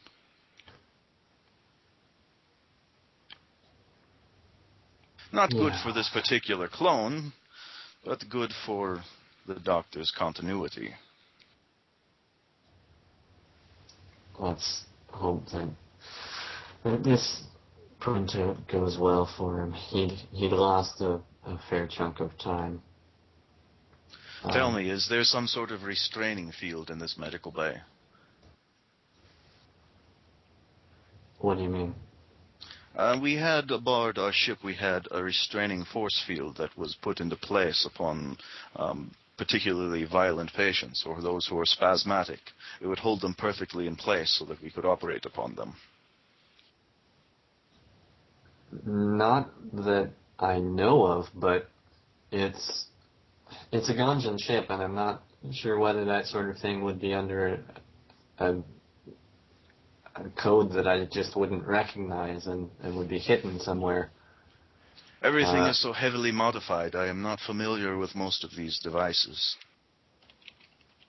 Well, certainly the cloning machine or the 3D printer.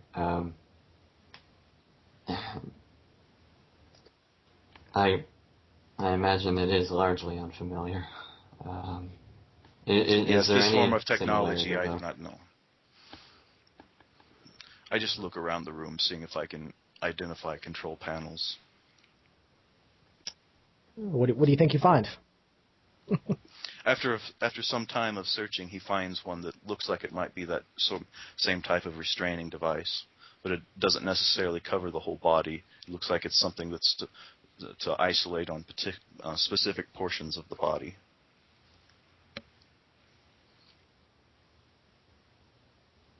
Well, let me see if I can activate this. I will activate this upon his head, as this seems to be the problematic area. As he pushes the buttons on the panels, a red beam of light comes from the ceiling and shines down on his forehead, and it's like particulates that are surrounding his head.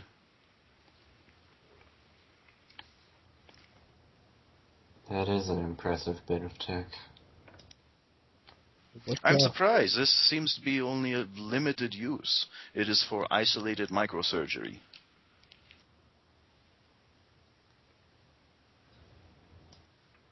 What's Sally doing during this whole process?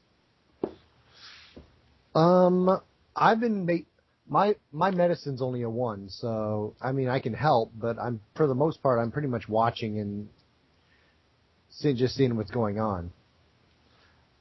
Keeping out of the expert's way.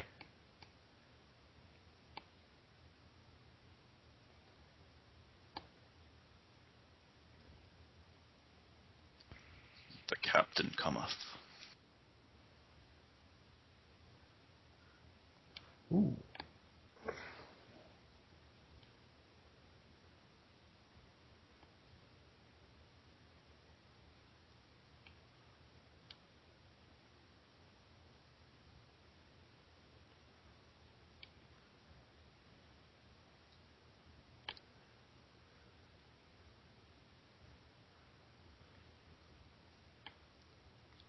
I just continue to monitor everything that's going on with both the clone that's being printed out and as well as the old clone with the cybernetic implant. Okay. The one with the cybernetic implant, its heart rate calms, its breathing rate calms. It seems like it's in a deep medicated sleep, and the printer looks like it's about 57% complete. You'll see the flesh and the bones and everything figuring out. It's just working its way up as if someone was lying on their back and it's being printed out. This is very interesting technology. Can this print anything?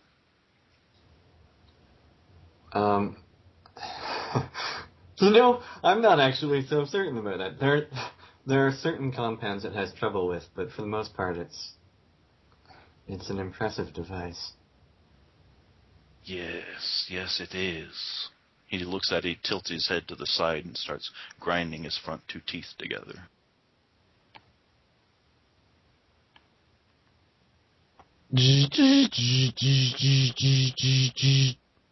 He'll be screaming shortly.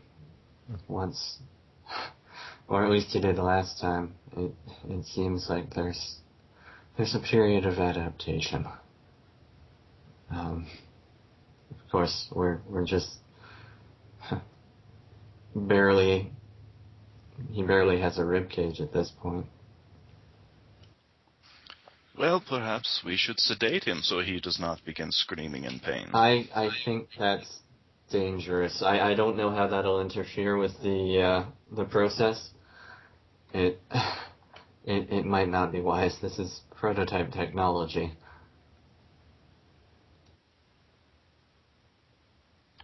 Well, very well. I am not familiar with this at all either.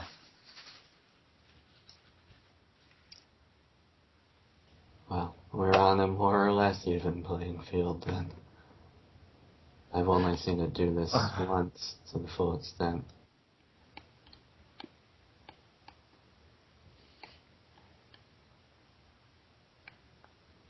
The clone seems to, I guess the second Doctor clone is it's being printed out without any problems. It seems like the process is working out fine.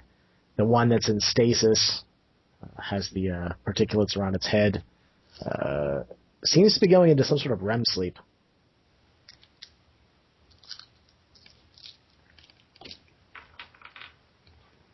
I just maintain his sedation level, make sure he stays exactly sedated as he is. You'll just see his eyes twitching around. Yeah. Nothing else to report.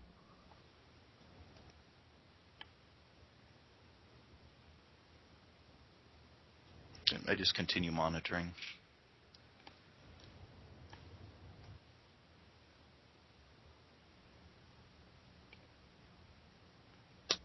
Does Bryce do anything in response to any of this? Is just sitting in the corner, just staring?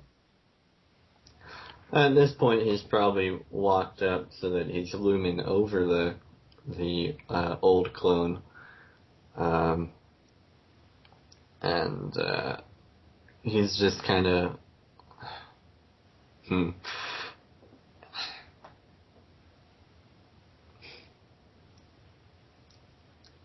It's difficult, you know.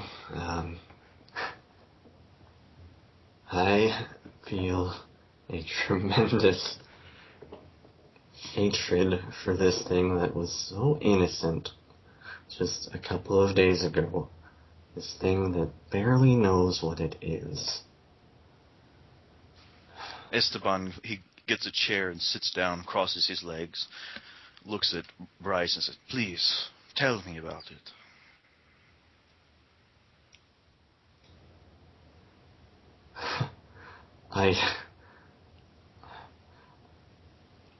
I just hope it doesn't attempt to mimic the old doctor. I hope it doesn't try to pretend that everything's normal. It tried to pass itself off as an old friend. Oh, Well, how so? We used to have an AI named Pawn who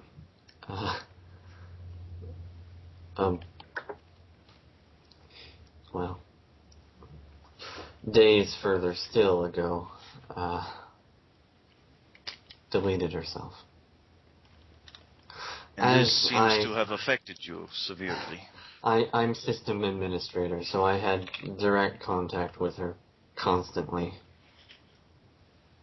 I grew to know her very well, and she was not a standard AI. She was essentially a person. She was originally a person. Originally? How so? How do you mean? I don't know if I'm cleared to tell you any of this. You're not a member of the crew. Very well. I understand perfectly. He just looks away. He has a pen in his hand. He's just turning on and off, pushing the button and turning it off. He's just looking at the cloning device. But thank you, Esteban, for alerting us to this and, helping get the situation under control. I'm curious, you did mention that it tried to mimic this pawn. Yeah, I don't know where it got such a precise impression of her. It might have been pouring through my memories for all I know.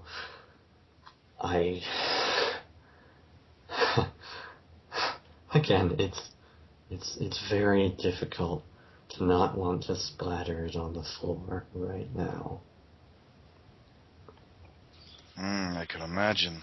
So it imitated this pawn, and it tried to manipulate you in some way. Yeah. I don't know its precise end game, but it most certainly did not want us to continue removing it.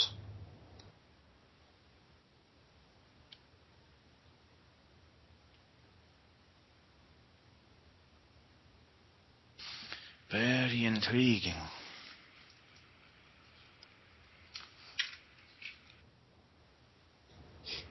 Well, perhaps the captain might decide to dispose of this thing, launch it into space.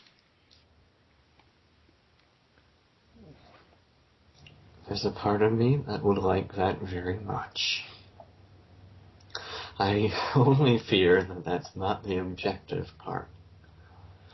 That that's not the kind and compassionate part. Although I guess kind and compassionate and objective do not always go hand in hand either. Yes, this is a fact. Kindness and compassion can be very detrimental to making competent decisions. Often it is very good to put them aside when the greater good is at stake. I'm leaving this call to the captain, though. I'm not... Well, Do you trust your captain? at this point? Yeah, I do. I certainly didn't at first. I don't think anyone did. But he wasn't our captain at first. Oh. The situation has evolved. And you're certain that your captain has motives that are conducive to the crew's well-being? Do you think I have reason to question that? No, I am merely wishing to understand where your place in these matters and with the captain and whatnot. I'm curious about this thing, how decisions will be made with regard to whether it will be disposed of or kept. As I am aboard this ship for the time being, my well-being may be put at stake. So, naturally, I am concerned about these things. I understand. I'm sorry. I didn't mean to sound suspicious. I've just had a lot of things to turn over in my hands and in my head lately. I'm pretty sure Long is one of the most trustworthy people I've worked with. I'm not concerned. He's shown himself. Pretty sure. Well, there are limits on everything. Yes, this is another truth. There are limits. Pretty sure. But not 100% sure. By this point, the new clone is at 98% complete. Let's just call it 98% sure. Very good, very good. Well, let me check on this new doctor that is forming. I walk over to the 3D printer and check him out. It's just working on the final details right now, the eyelids, fingernails, toenails. Bryce, may I ask you one other thing? Absolutely.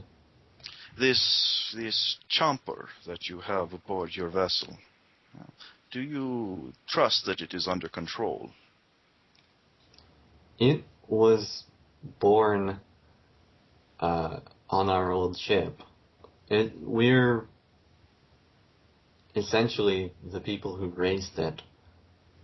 I would never presume to say it's under control.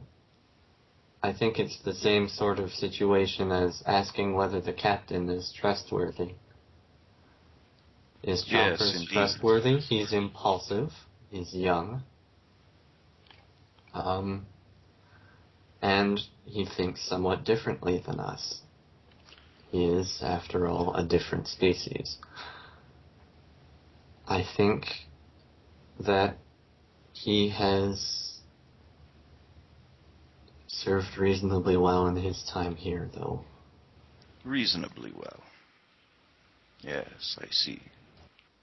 He seems to have a very special relationship with this engineer of yours. Theo was more or less the first person that Chompers laid eyes on after being born. They're close in one way or another. I don't know if Theo would ever admit it, but he's basically been a parental figure. Intriguing.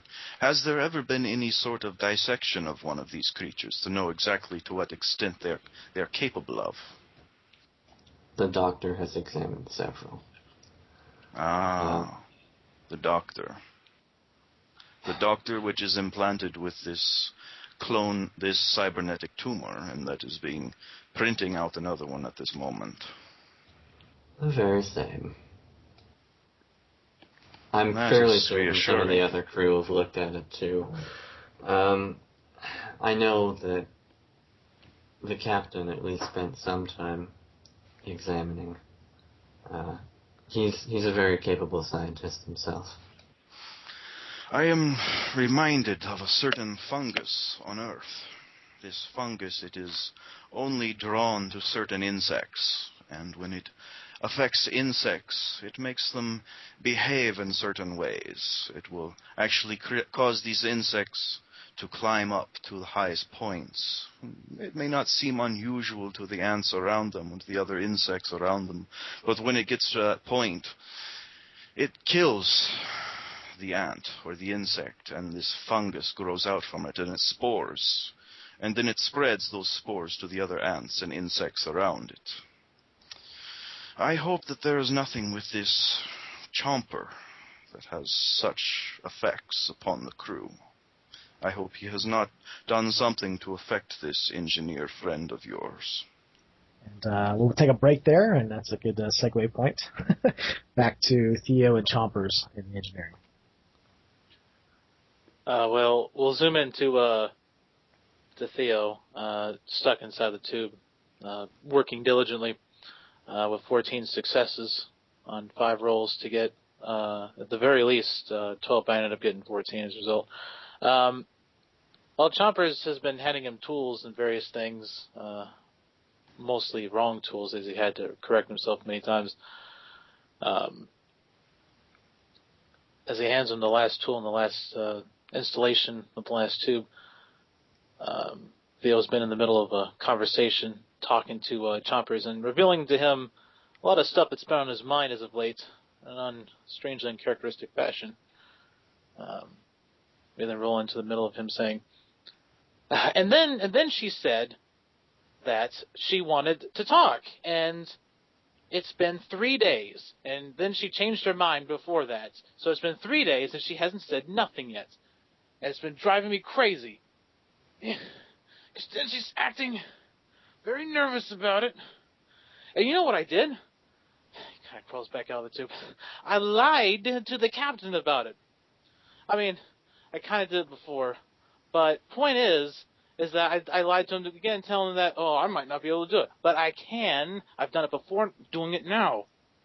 And I got all that stuff in there and get it done. And there's all kinds of other things. That should do it. And as he crawls his head back out, he goes, normally I put all this down in my data pad as a journal entry. But for some reason I felt like talking about it. You'll see the Chompers is looking down at the grate, and 2 of its 4 legs are sort of like just sliding the grate to the left like a half an inch, back over half an inch, and just sort of, it's just like this rhythmic pattern. And he looks up when you stop talking. He looks back down at the grate.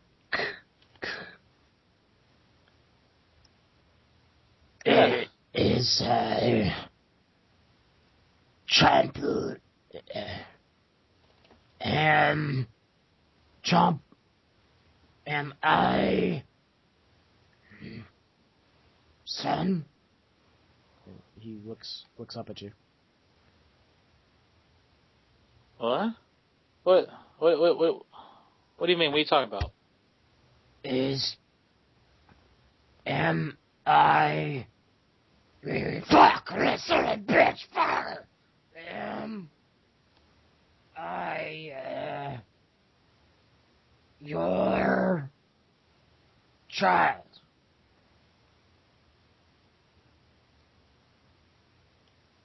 He'll crawl back in the tube very, very subtly, and then he'll just, grab his hair viciously, like, what the fuck?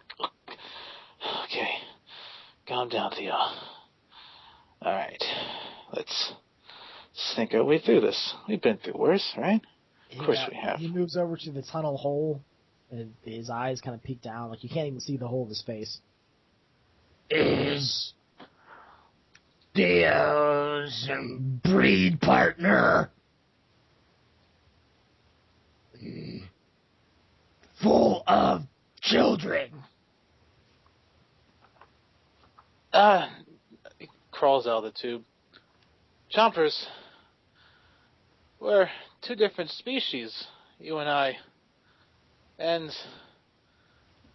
the answer is yes and No, I guess. No, in the sense that I'm not actually your biological father, but I did find you when you were born. He's looking down and he's moving the grate back and forth over and over again. Hey, it's okay. Hey, remember when you saw that little, another dead quay in the tube? Brother. Remember when you found your brother? Corpse brother. Do you remember anything about when you were born? What you did?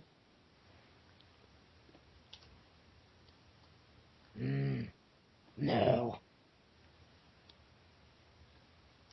Here, let's get out of the engine room real quick, and he'll kind of walk him over towards the escape pod, and he'll sit on like the top part of the escape pod, so he's almost at like eye level with him. How do I say this? When your people first got here, some of them attacked this ship. You understand? Quay kill humans? Yes. Why?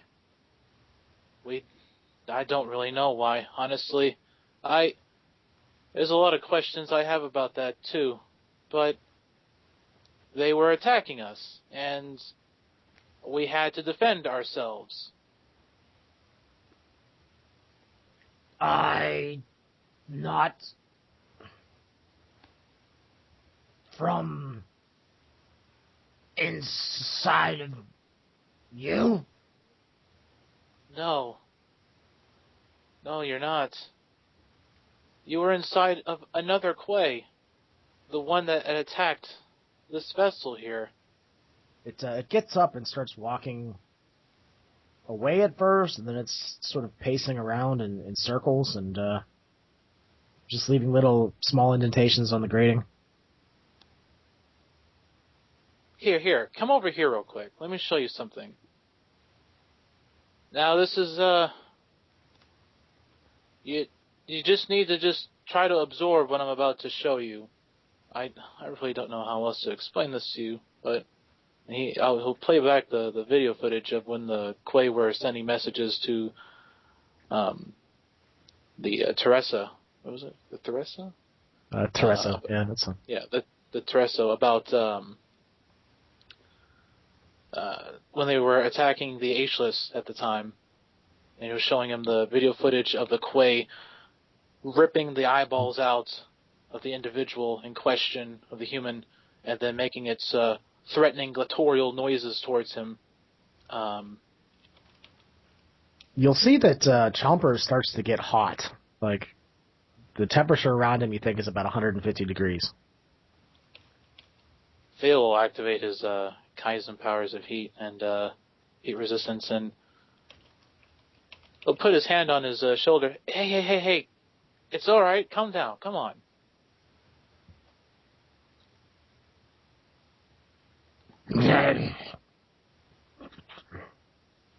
Hey, don't blame yourself for any of that, alright? Anyways. I would never. And he sort of motions to your neck and to your eyes.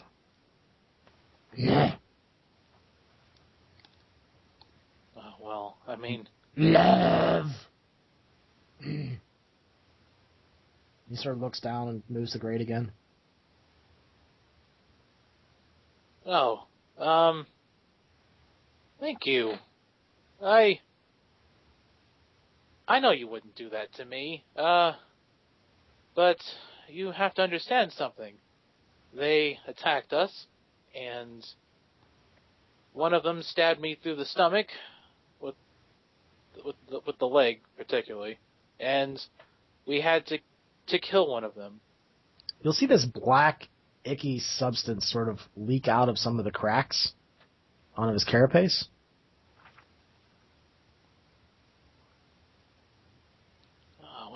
What is this stuff? And anyways, Choppers never hurt Theo. No. I didn't say you did it. You didn't do anything. And he goes to smash the monitor, and then he stops like an inch away.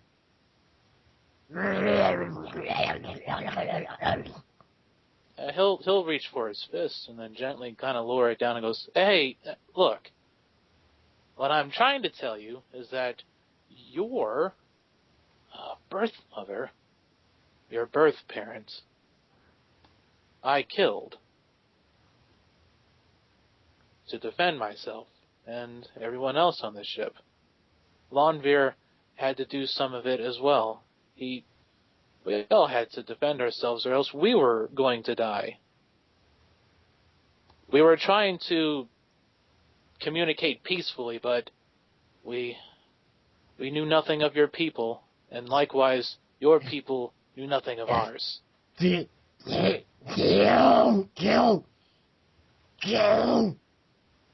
Parents. Kill parents.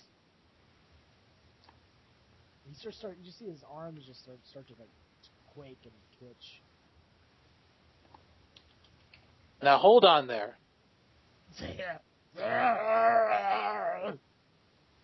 Kill.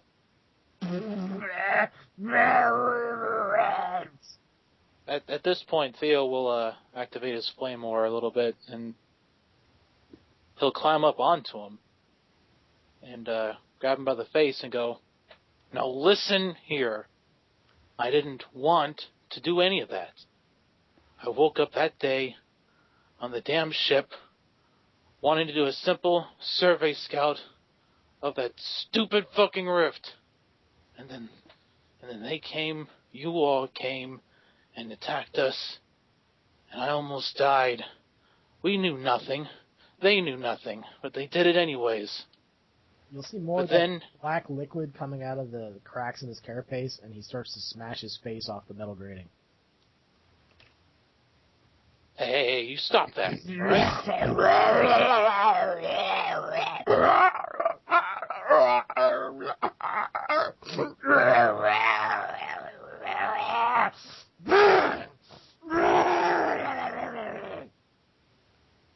He'll continue to grab him by his head and go, "No, stop that!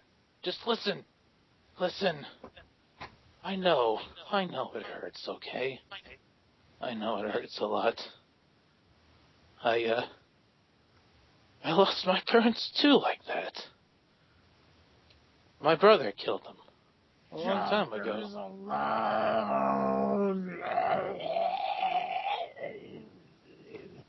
Hey, you're not alone.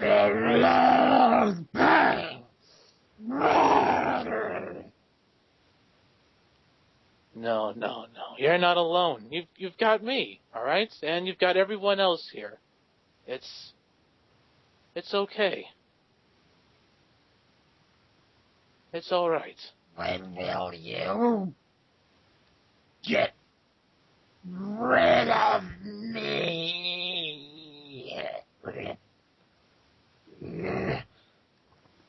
Originally, we were wanting to take you back to your people because we didn't know how to take care of you. But you're old enough now to choose, I think, where you want to go to. Do you want to head back to your people? If you want to, we can take you back there. But if you don't, you can stay here. He sort of he lifts up both arms quickly and sort of tugs you off his back, and there's sort of this motion of falling, of being swung quickly around, and then its arms are just like wrapped around you in like this slightly painful hug.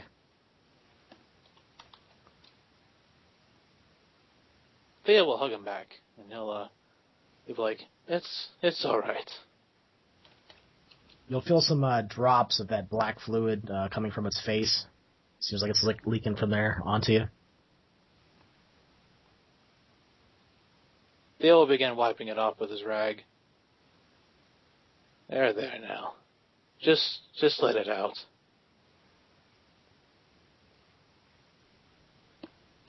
Bring back Chopper's children. He, Chomper's children? he taps to his left breast and his right breast. Nothing will happen to him.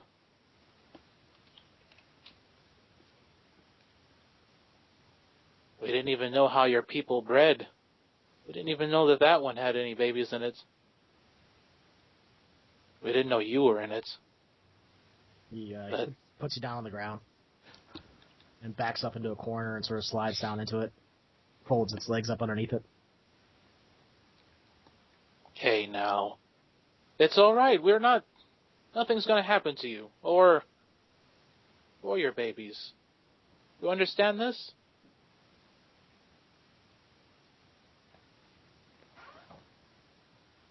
He just, he looks his head up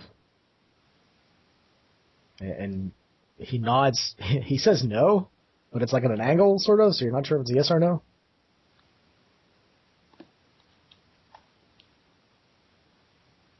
No, come on. I won't let nothing happen to you, alright? I know what it's like to lose parents. You got to understand that humans breed differently, so we didn't know anything about your anatomy at the time, or your parents. I'm sorry you had to find out that way, but you had to know at some point. I guess better now than later. Choppers will turn around and face the wall.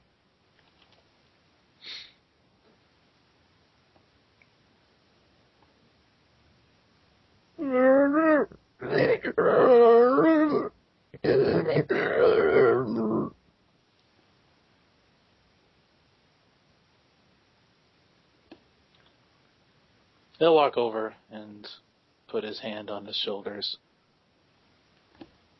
It'll sort of violently shrug. It doesn't turn around. Well, would you have been happy if it killed us?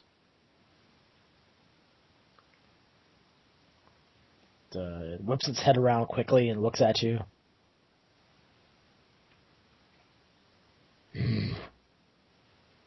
Leave Choppers alone.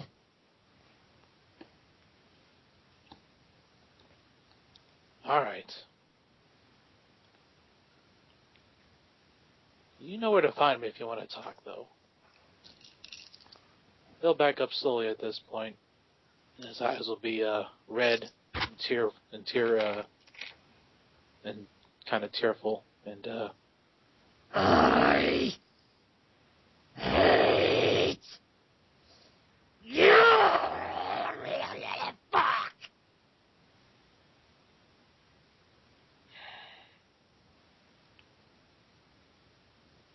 I hate myself too.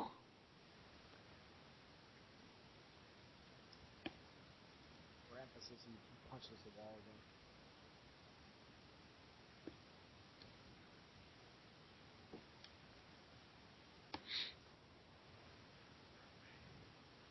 You contact the captain, let him know the changes or anything?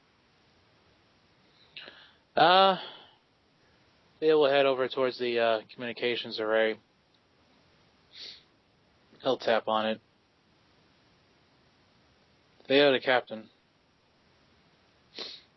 Captain, did you get the alterations finished? She should be flying at maximum capacity. In fact, she should be flying faster than she's ever flown before. Should I test it out now? Go right ahead. You feel the increased speed, look at the engines rumbling louder than normal. Everything looks good. You alright?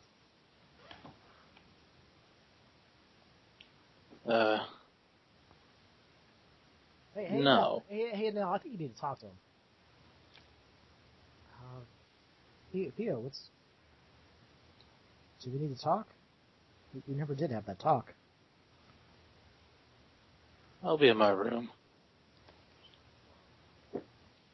Then he just hits the communicator off and he'll just walk away. Alright, let's get back to the med lab where Esteban, Sally, and Bryce are.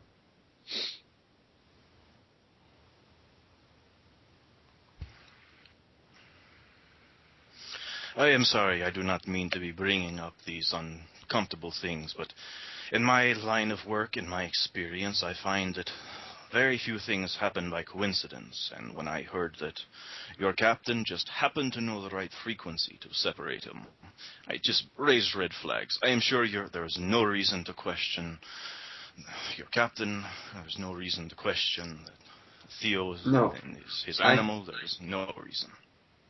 I can explain a bit of this at the very least.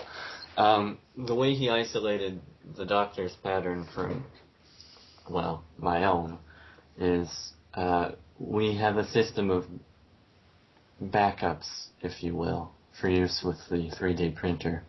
And they also, when working ideally, preserve memory and thought patterns. So he was able to use one of my prior backups to determine what was unusual.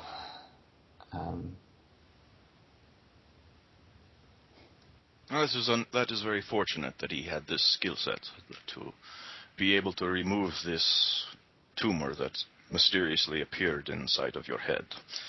But all things are well now. You are well. The doctor's not so well, unfortunately. But he is printing out a clone. That is something, at least.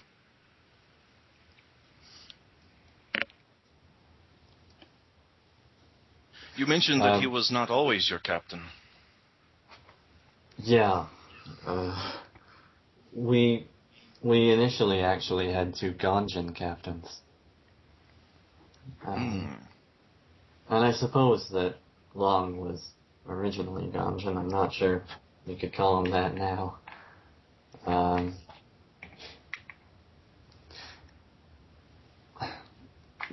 Anyway, once we had made a certain number of, I would say, breakthrough discoveries, the captains we had previous decided to head back to Ganjin, where they were initially assigned here, and report, I guess. Or, well, basically they feel like their duties have been fulfilled. And they left this ship in the hands of everyone else? This captain, who was not originally your captain? This isn't our original ship, either. Ah, I see. So they returned with the vessel that they would be recognized as themselves in. And, well, they were rather generous to let us keep this one. Substantially larger. Yes, I would say so. I would say so. So I'm curious. I do not mean to press you with questions, but what position did your current captain have aboard this prior ship? Was he like second officer or something?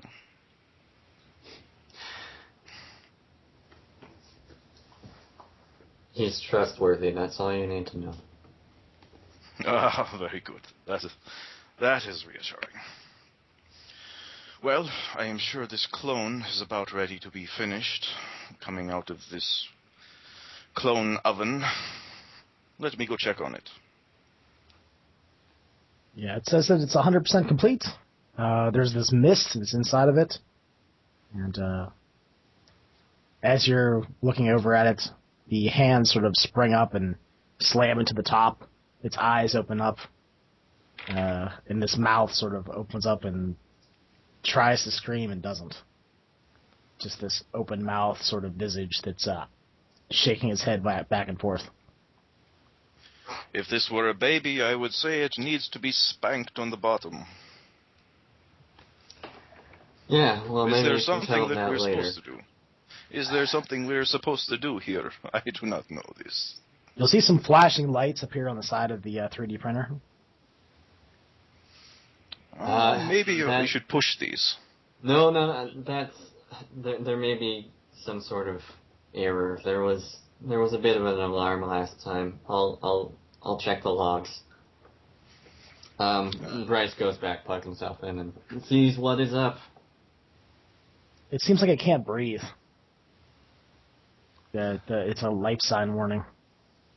It's trying to breathe and can't. It's having respiration issues. Is there an emergency release on the 3D printer that for the dome over it that I can? I'm trigger? assuming that this what this is. I pull this handle that was over the top of it and release the mechanism. This mist comes out. You have very fortunate instincts. The clone sort of flops out of the printer and onto the floor in front of you, and seems like its head's going back. I run over to where all the hyposprays were and grab a mixture of them and run back over to the clone. I take a couple vials, then stick them into the side of the hypospray. I adjust some knobs on it, and then I spray it into his neck. This should release the clamping that he has on his lungs. As you get closer to him, you actually see there's this layer of skin inside of his mouth. Well, this might be the problem. He reaches inside of his mouth and pulls this out. A bunch of slimy, like amniotic gook comes out of his throat. It's about 3 foot long, and he's also covered in this slimy, sticky substance. He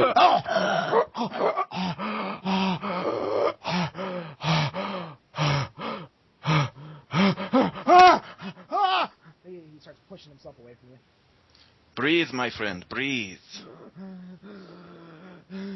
Listen to the sound of my voice. Calm yourself. You are safe. Relax. Calm. Bryce. What is his name? Oh, this is Colt. Colt. Can you hear me, Colt? Yeah. Just concentrate on your breathing. Just breathe. He's breathing, he's looking around the room, and then he sees himself on the other gurney with light surrounding his face, and he starts pushing himself away from the previous clone. Relax. Just relax. His finger points up, and he... Don't concern yourself. Relax. What is that?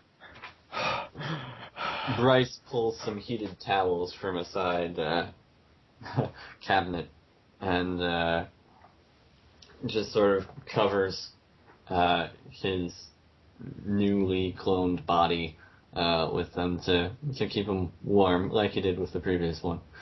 And he says, Colt, do you remember me? Bryce?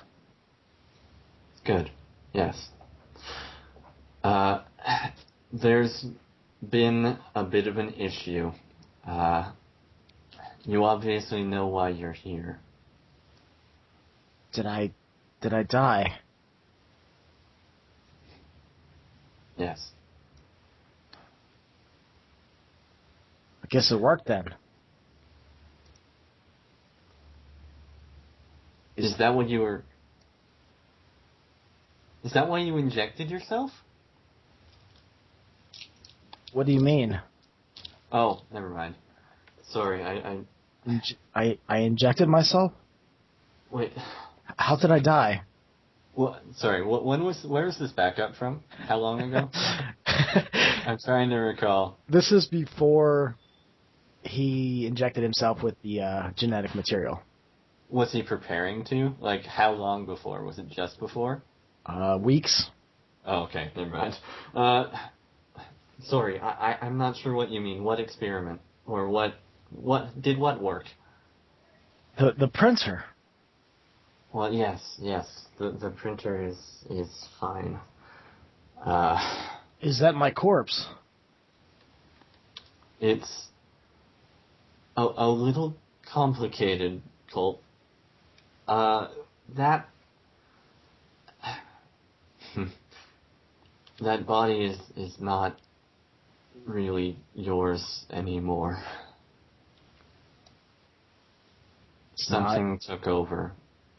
You implanted an organism, and it has control over that body's brainwaves. Why would I do something like that? To be honest, I'm not sure.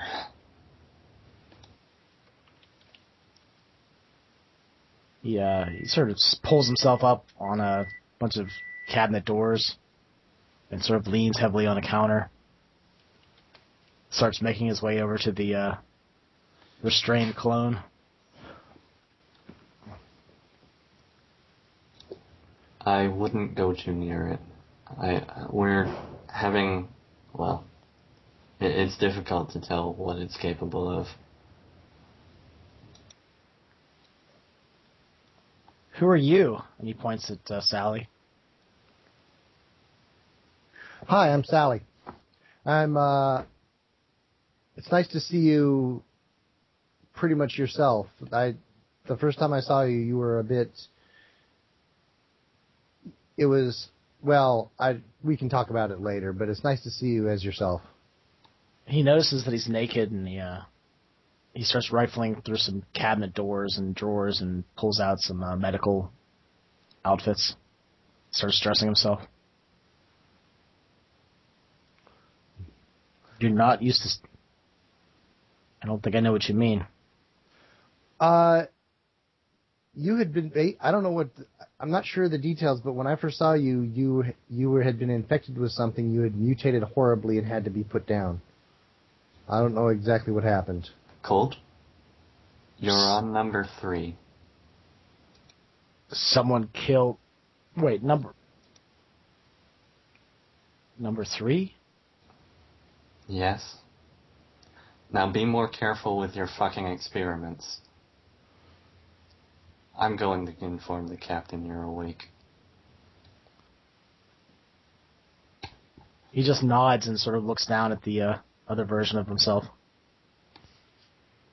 Hello, Colt. Let me take this opportunity to introduce myself. My name is Esteban. Esteban Fortuna. Nice to meet you. Yes, I am serving as interim doctor while you are detained. Or being remade, whichever you wish to look at it as. What's on his face? Which, are you talking about the ocular tumor? The cybernetic tumor that has implanted itself inside of your ocular cavity? Or are you talking about the restraining field? That's the restraints. I've never used it. Yes, this is a very interesting version. It's for microsurgery, actually. I'm used to large restraints that restrain the entire body, but I could not find controls for that. This seems to be only for isolated locations. So I put it upon the head where this cybernetic tumor has implanted itself. Is that what took over? The restraining field? The thing inside of it. What took over? Why did the 3D printer even... This body looks alive. Why did it print me out? I am not overly certain myself. I was monitoring your brainwaves. You had 2 distinctly separate brainwaves that were registering inside of your cerebral cortex. And at one point, they began to match each other, so that there was only one. And there was your body went into spasms, and I had to restrain you. I gave you sedatives to reduce your heart rate to get you under control. And at that point, your brainwaves began to spasm. Until finally they restored to the point where there was a single brainwave pattern. At that point, the 3D printer activated. I'm guessing it registered that the brain pattern no longer matched, and it assumed that I was dead. That is quite likely. I do not know this technology. I have never worked with cloning technology before.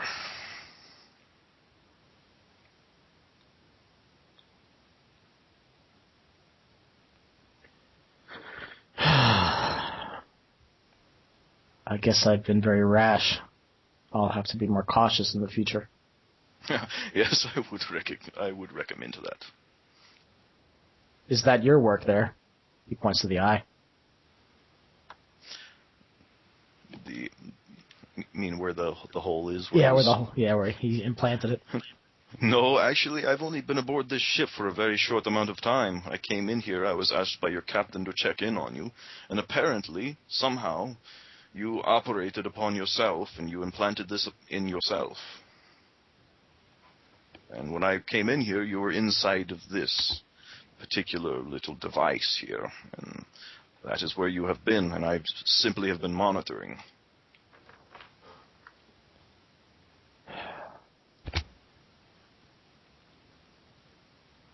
I'm just going to sit down on this bed here, and are my life signs stable? Let me check. He pulls over the examining devices that he was using. He gives them a thorough checkout, checking his brainwave pattern in particular, but also checking his entire metabolic system, his heart rate, every function in his body. His brainwave pattern matches the one that was backed up before, the one that was on the records. What about the rest of his life signs? I don't know. What do they look like? How's he doing? Everything looks to be A-okay. Your heart rate is still high. You have an elevated level of adrenaline in your system, but that is to be expected coming from something so traumatic. I can only imagine. But you seem to be settling down.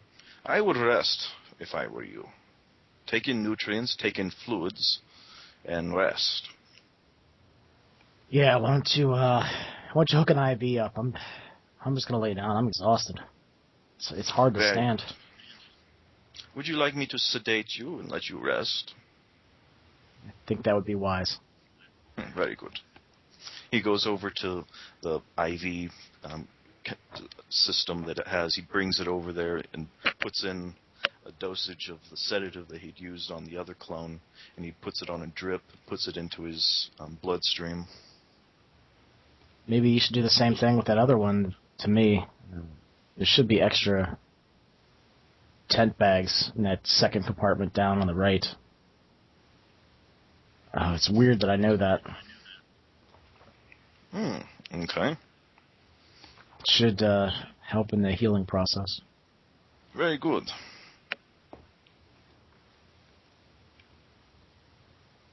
Okay, so before we end today, we should probably deal something with Theo and Bryce. Who wants to go first? Huh? Okay. You said you want to go up and talk to the captain, that's all. Yeah, absolutely. But he was just going to alert him that the doctor's awake. Oh, okay. Nothing complicated. That's pretty quick then. Yeah. How about Theo? What's he doing? Yeah. Whoops. He is in his room, throwing up in the toilet, trying to hold back tears. The kid telling you that he hated you kind of bothered you, huh? Well, no.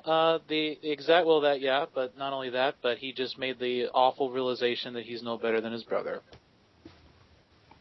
Wow. You'll hear a knock outside.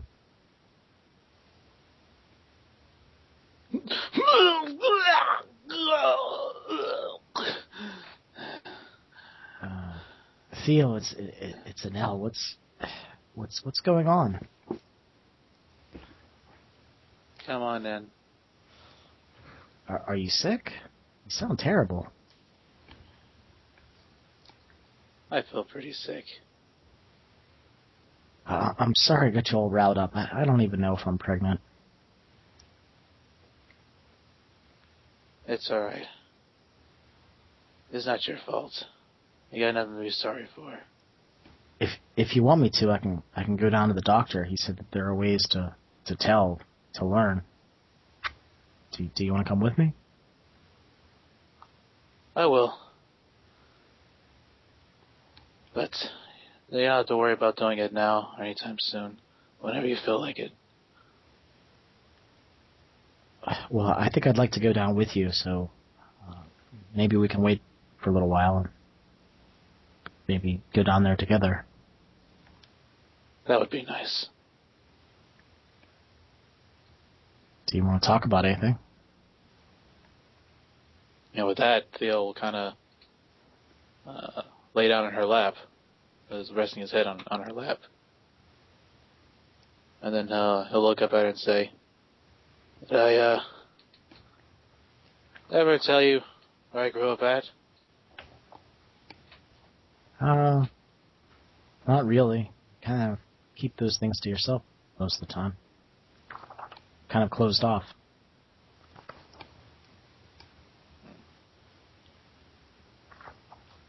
I grew up on Theta 1. It was used as an old mining vessel. Now it's just a station. I ended up losing my parents when I was 14. My brother joined a gang. For reasons I don't even know. I don't even care to know anymore. He killed them. He killed most of the people on that station. And then I killed him when I ejected him out into space. I tried to slide into an airlock inside the ventilation shaft so I wouldn't suffocate with my friend and this woman we found. The door cut off my arm. And then there I am. No, you've never told me that, Theo. I'm sorry to hear that. Oh. It gets worse. Chompers was asking me if I was his birth parent. I told him no. Then I told him how we found him. His parents attacked the ship and attacked us, and I had to defend myself. One of them even punctured my stomach with one of their legs. I didn't want to die at the time.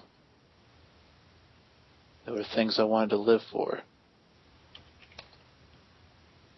Like you. He'll kind of grab her face a little bit and kind of stroke her cheek. And then afterwards, he'll say, I had to kill his birth parent in order to survive. You didn't tell him that, did you? Yes. Why would you do that? He needed to know. I'm surprised he didn't kill you on the spot. What? We have no idea what... Don't you think he's going to be dangerous now? I didn't even think about that. Theo, I think he really loved you. Or it. Whatever it is. What kind of reaction did he have? He told me he hated me and started hitting the wall and in a corner. I think he was crying too. I think that's what it was. He didn't hurt me on the spot or anything. He just kind of got me off of him and went to a corner. Maybe he should be confined. No.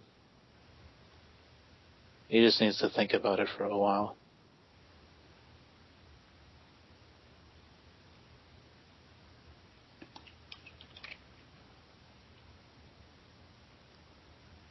I think sometimes you just say things before you think, Theo.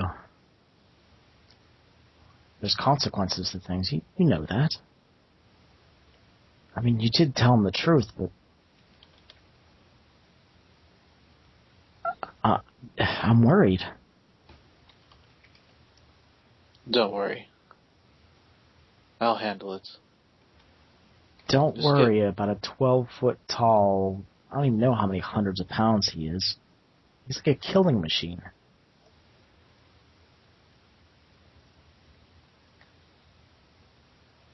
Well, the problem is that the longer you keep that secret from him, the worse it'll get later on.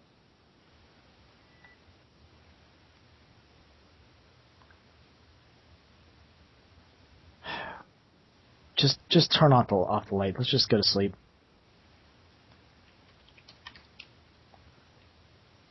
All right. Captain, this is Anel. Would you mind manning the cockpit? I'm gonna head to bed a little early tonight. All right. Sure. No problem. And I guess that's probably a good place to break. We'll say that everyone rests up for the night, finds their quarters, except for Chompers, who is still in the corner. All right. Normally, Tim, we just have this sort of BS session at the end. Okay. So that's the end of like the in-character portion. So do you have any thoughts or anything? My son just woke up, so I'm going to go upstairs. So continue to talk to each other. I'll be right back. Okay. Hello. Yeah, it's fun. We really need to get Sally more involved. Yeah, I was having fun we listening really to the do. stuff that was already going on, but at the same time, I was kind of like, there's all these interactions already in play, and I'm like kind of having fun listening to them. But at the same time, I'm like, oh, I need to figure out exactly what's going on. You know, I think she kind of likes Esteban because I get the impression that she likes him because they're both kind of the new person on board, right? And so she's kind of feeling a bond with the new guy because she's got that in common with him. That makes That's sense. understandable. Yeah, it's understandable. That and both doctors, I guess, because they're clones. Who's a clone? Oh, The doctors. Yeah, oh, the doctor. oh, okay. Yeah, there's the doctor clone and then the new doctor clone. One has a cybernetic AI tumor, you know? Looking forward to this creature walking around, or at least conversing with everyone. Yeah, I'm not sure how that's going to work out with Bryce killing him. Maybe. Yeah, we'll see. It'll be the captain's call, probably.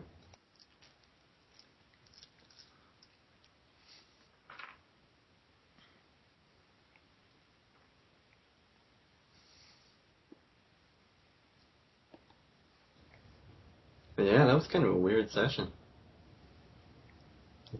Oh yeah, most definitely. It was a lot of ups and downs. It was just so differently paced than, well, often. I can, What do you mean by differently paced?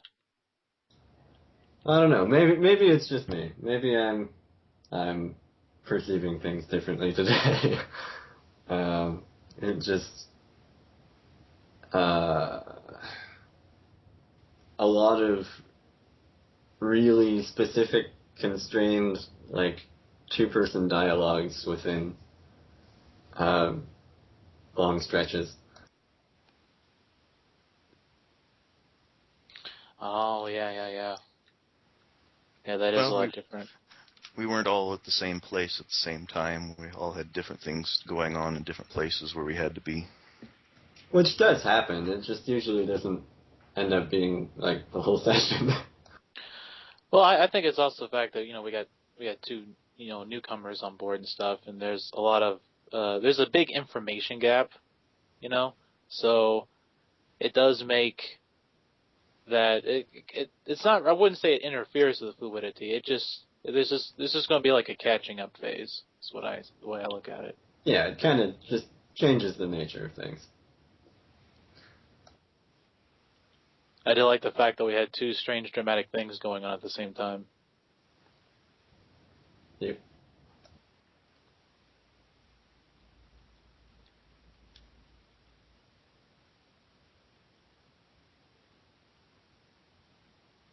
Drama. Oh, drama. What did you think about that one, Brian? I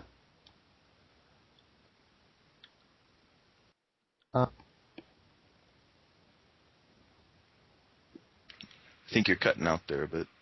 Yeah. Yeah, I've had kind of a constant fuzz over the entire session in terms of audio.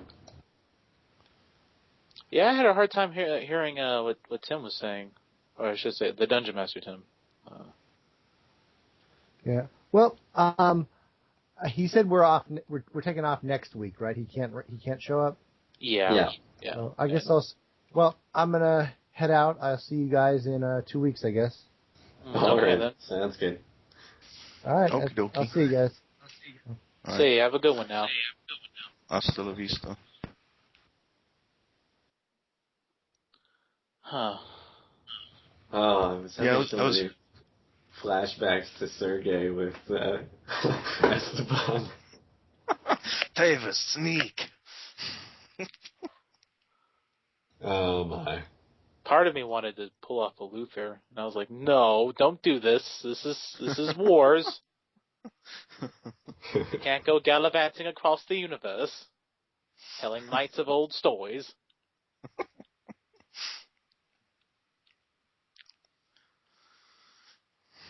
Yeah. You can tell stories of aliens in space. All right, guys, I'm kind of back. Wes is kind of grumpy. He's feeling a little sick today, I think. I really didn't expect that turn to happen the way it did. That's a really cool thing to happen. With the conversation with Chompers? Yeah, that took a deep turn real quick. Yeah, that was something. Yeah, I was trying to think, like, okay, you just told him that you killed his parents and that you weren't his parent, so that's kind of a revealing thing. I guess he kind of revealed to you, too, that he didn't remember everything from the beginning either. Yeah, that was. I thought I had kind of clarified that up when I was telling about that in the doctor's office, in the medical bay rather, when he was holding his corpse brother. I thought he had understood. He doesn't seem to remember that. It seems. Oh, crap! Maybe like a young child doesn't remember its early development. Mm. Oh, it's definitely true now.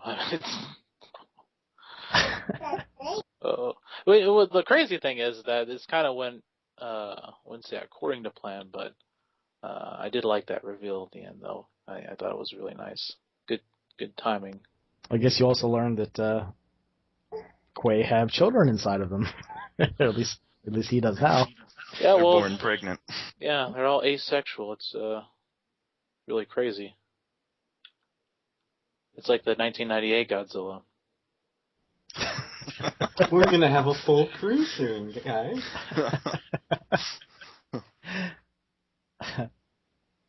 Well, part of me was actually really debating this in my head, and I was like, "Oh, should I tell him? What would the character do?" I said to myself. Well, Theo's kind of a big mouth. He kind of tells everybody everything. So. Yeah. Well, I mean, there was well, not everything. He has his secrets. Well, I tell you what, when he was telling Anel the first time about the little chompers running around, that was just purely out of the fact that she was going to see it anyway. So it's like, why hide that? Oh, we're gonna tell her right off the bat. Oh, I just noticed. Did we lose Brian, or did he leave? He had to leave. Oh, okay. Yeah. Hopefully next time I can get him more involved. I kept trying to throw little hints, like, "Hey, Sally's there." He's just... Well, he said he was having more fun listening, which I think the next few sessions will be pretty much involved. Well, he did miss last session, so that probably kind of threw him a little bit of a loop too. Yeah, that shook things up again. It's hard to kind of figure out what's, that's how all campaigns are. It's like, well, how do I explain away this character's absence? Or how do I do that? Or, like I said, you can't always put them in space comas every session they miss. Space drugs. So, I think you probably already talked about it a little bit, Tim, but what'd you think so far? Oh, it's groovy so far. Haven't had a talking session in quite a while. Yeah, we tend to do a good amount of talking. I guess if I'm not throwing too much stuff at you guys. I tend to do that sometimes. Like, oh, here's a big problem. How you guys going to deal with it? I think this session we kind of created our own. At least I successfully did. Yeah. I sort of remember that John was saying that he would have totally implanted that in his head. So I was like, well, he's not here. He said he'd like to do it. Screw it. Therefore, he did it. Yeah. It's like, well, he could probably play clone number. I guess it's clone number 2, Doc version 3.0. And thankfully, this one doesn't seem to be as much of an amnesiac, so it should be a little faster to catch up. Well, I think John was playing. That was the flaw he picked because Fugue. Yeah, he doesn't really know a lot about the campaign, sort of like Brian and Tim. Yeah. So, we have to bring you new guys up to speed, which sometimes can be difficult.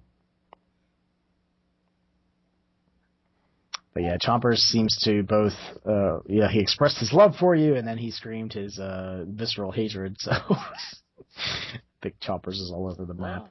I don't think it's that bad. Only because he can kill him on the spot. That's what I think. At least, hopefully. Yeah, usually Maybe a big hug. Yeah. Well, that was before the I killed your parents bit. So.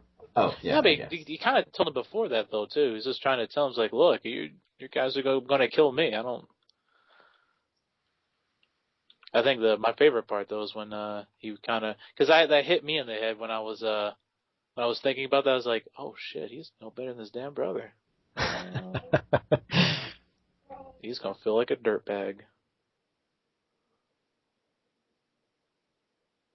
I was going to throw in there when you're inside the life pod that you find a data chip on the seat, but you got involved with the Chomper debate, so I didn't want to interrupt. Uh-oh. Intriguing. Well, maybe we can go into that next time. Maybe somebody else will find it. I really missed having Bubba here today. Yeah, Oh, I yeah. did too. I was just... Because I kind of felt like I was being more of a player than felt comfortable with. Like, oh, I'm the captain. I want to be the captain. And the doctor. Yeah, that was a little tough for me. It's like, well, the doctor wasn't too bad, but You had 4 characters to play. yeah. Yeah, I think next time I should probably try to play the captain. Well, I kind of understand. You don't want to. It's easier to just play one character. So. Oh, infinitely easier.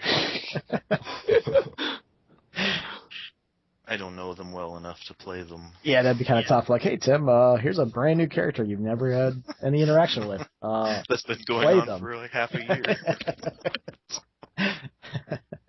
Yeah, that'd be a little unfair. Be like, yeah, he orders steak. Oh, dude, he's a vegetarian. He's never touched meat ever. What the hell? He's going crazy. He's eating meat now.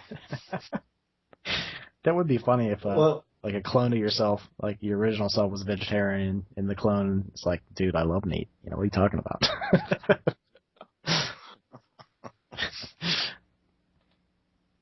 But, yeah, I just figured John would just, whatever stats he had worked up for his next version of the character, he'd just keep for this next clone. yeah, that makes sense. Mm-hmm. He's starting over fresh again. Well, what clone number did Rick That's said 3. Well, no, this is the second clone. Like, Yeah. there was Yeah, the original his that favorite died. is 45, if that's what you're wondering. Yeah, I know he had gotten up. Tim, we did this sort of future sort of old guys episode where they were like sitting in this like seedy space bar talking about the past, and he had gotten up to a pretty high number of clones. So that's kind of the running joke is that the Doctor had the most clones out of everybody. Yeah, I remember hearing something about that. So yeah. I mean, at this rate, I'm not going to be surprised. He's already injected himself with the alien serum that mutated him into a blob man. I think we're only going to see more of this.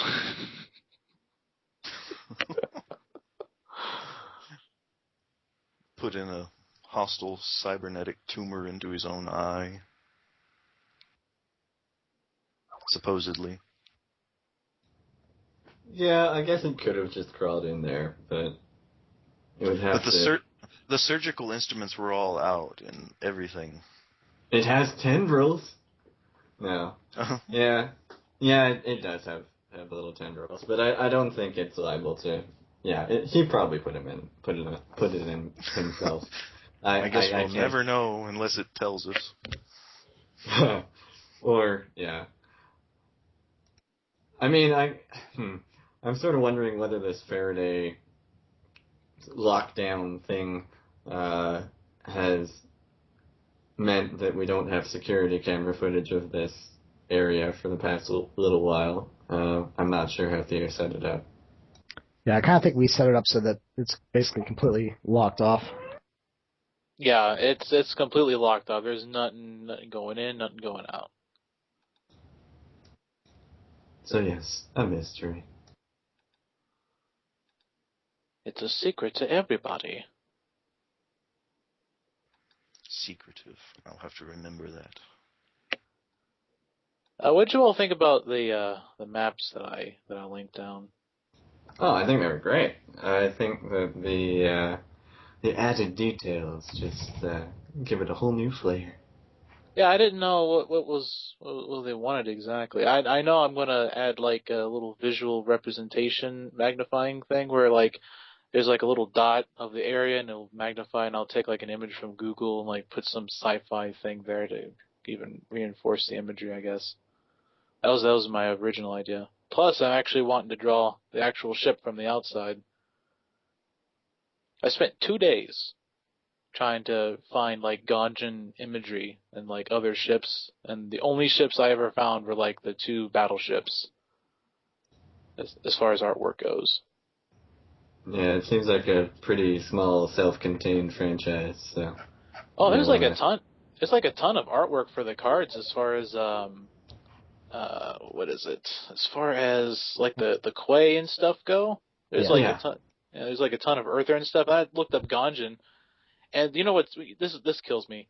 Every time I go on Google and I type in Wars, I put it all in caps and stuff, and then I type in Gonjan and stuff. I still get like Star Wars at the top. I was like, gosh, dang it! People misspelling Gungan. Yeah, that's why actually what it puts on there. It puts Gungan at the top. No, Gonjan. Man. I put Gonjan, and it's still like Gungan is like the 3rd level down. I'm like, son of a gun. Wars, why are you so unpopular? How popular is the card game? I actually had never heard of it until Tim had mentioned it. Actually, it was I think it was kind of popular. Well, Decipher had this Star Wars CCG, and they lost the license, so then they made this their own setting and kept the mechanics. Well, most of the mechanics, they changed some things, but Wes is in full meltdown mode, so he's upset. Yeah, he's I should upset. probably get going myself. But all right, guys, I think I'll have to break off the call, but hopefully, I guess next week we're going to be canceled. I have some family coming in town, but second Saturday of July, I think we should be good. This is gonna be extremely eager because now we got like a lot of what's the word? We're on a ship full of drama.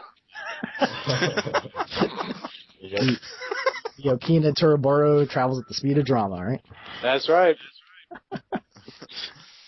Tune in next time for Wars. The reality show. Okay, Space drama. That's right. This is the part where now have our characters reiterate exactly what they just did a few minutes ago in front of a green screen. Isn't that what we do at the end of each of these? Yeah, I pretty mean, much. we're just talking to each other rather than alone. This is like the confessional with the Yeah. The Big confession. Brother, whatever. All right, guys, I gotta clean up Wes's mess and start cooking dinner. So, alrighty, Hey guys, you all have a Have a good good couple weekend. weeks. see you in a couple weeks. Yeah, hasta la vista. Wes, can you say bye? Bye. Okay. Bye bye. Bye.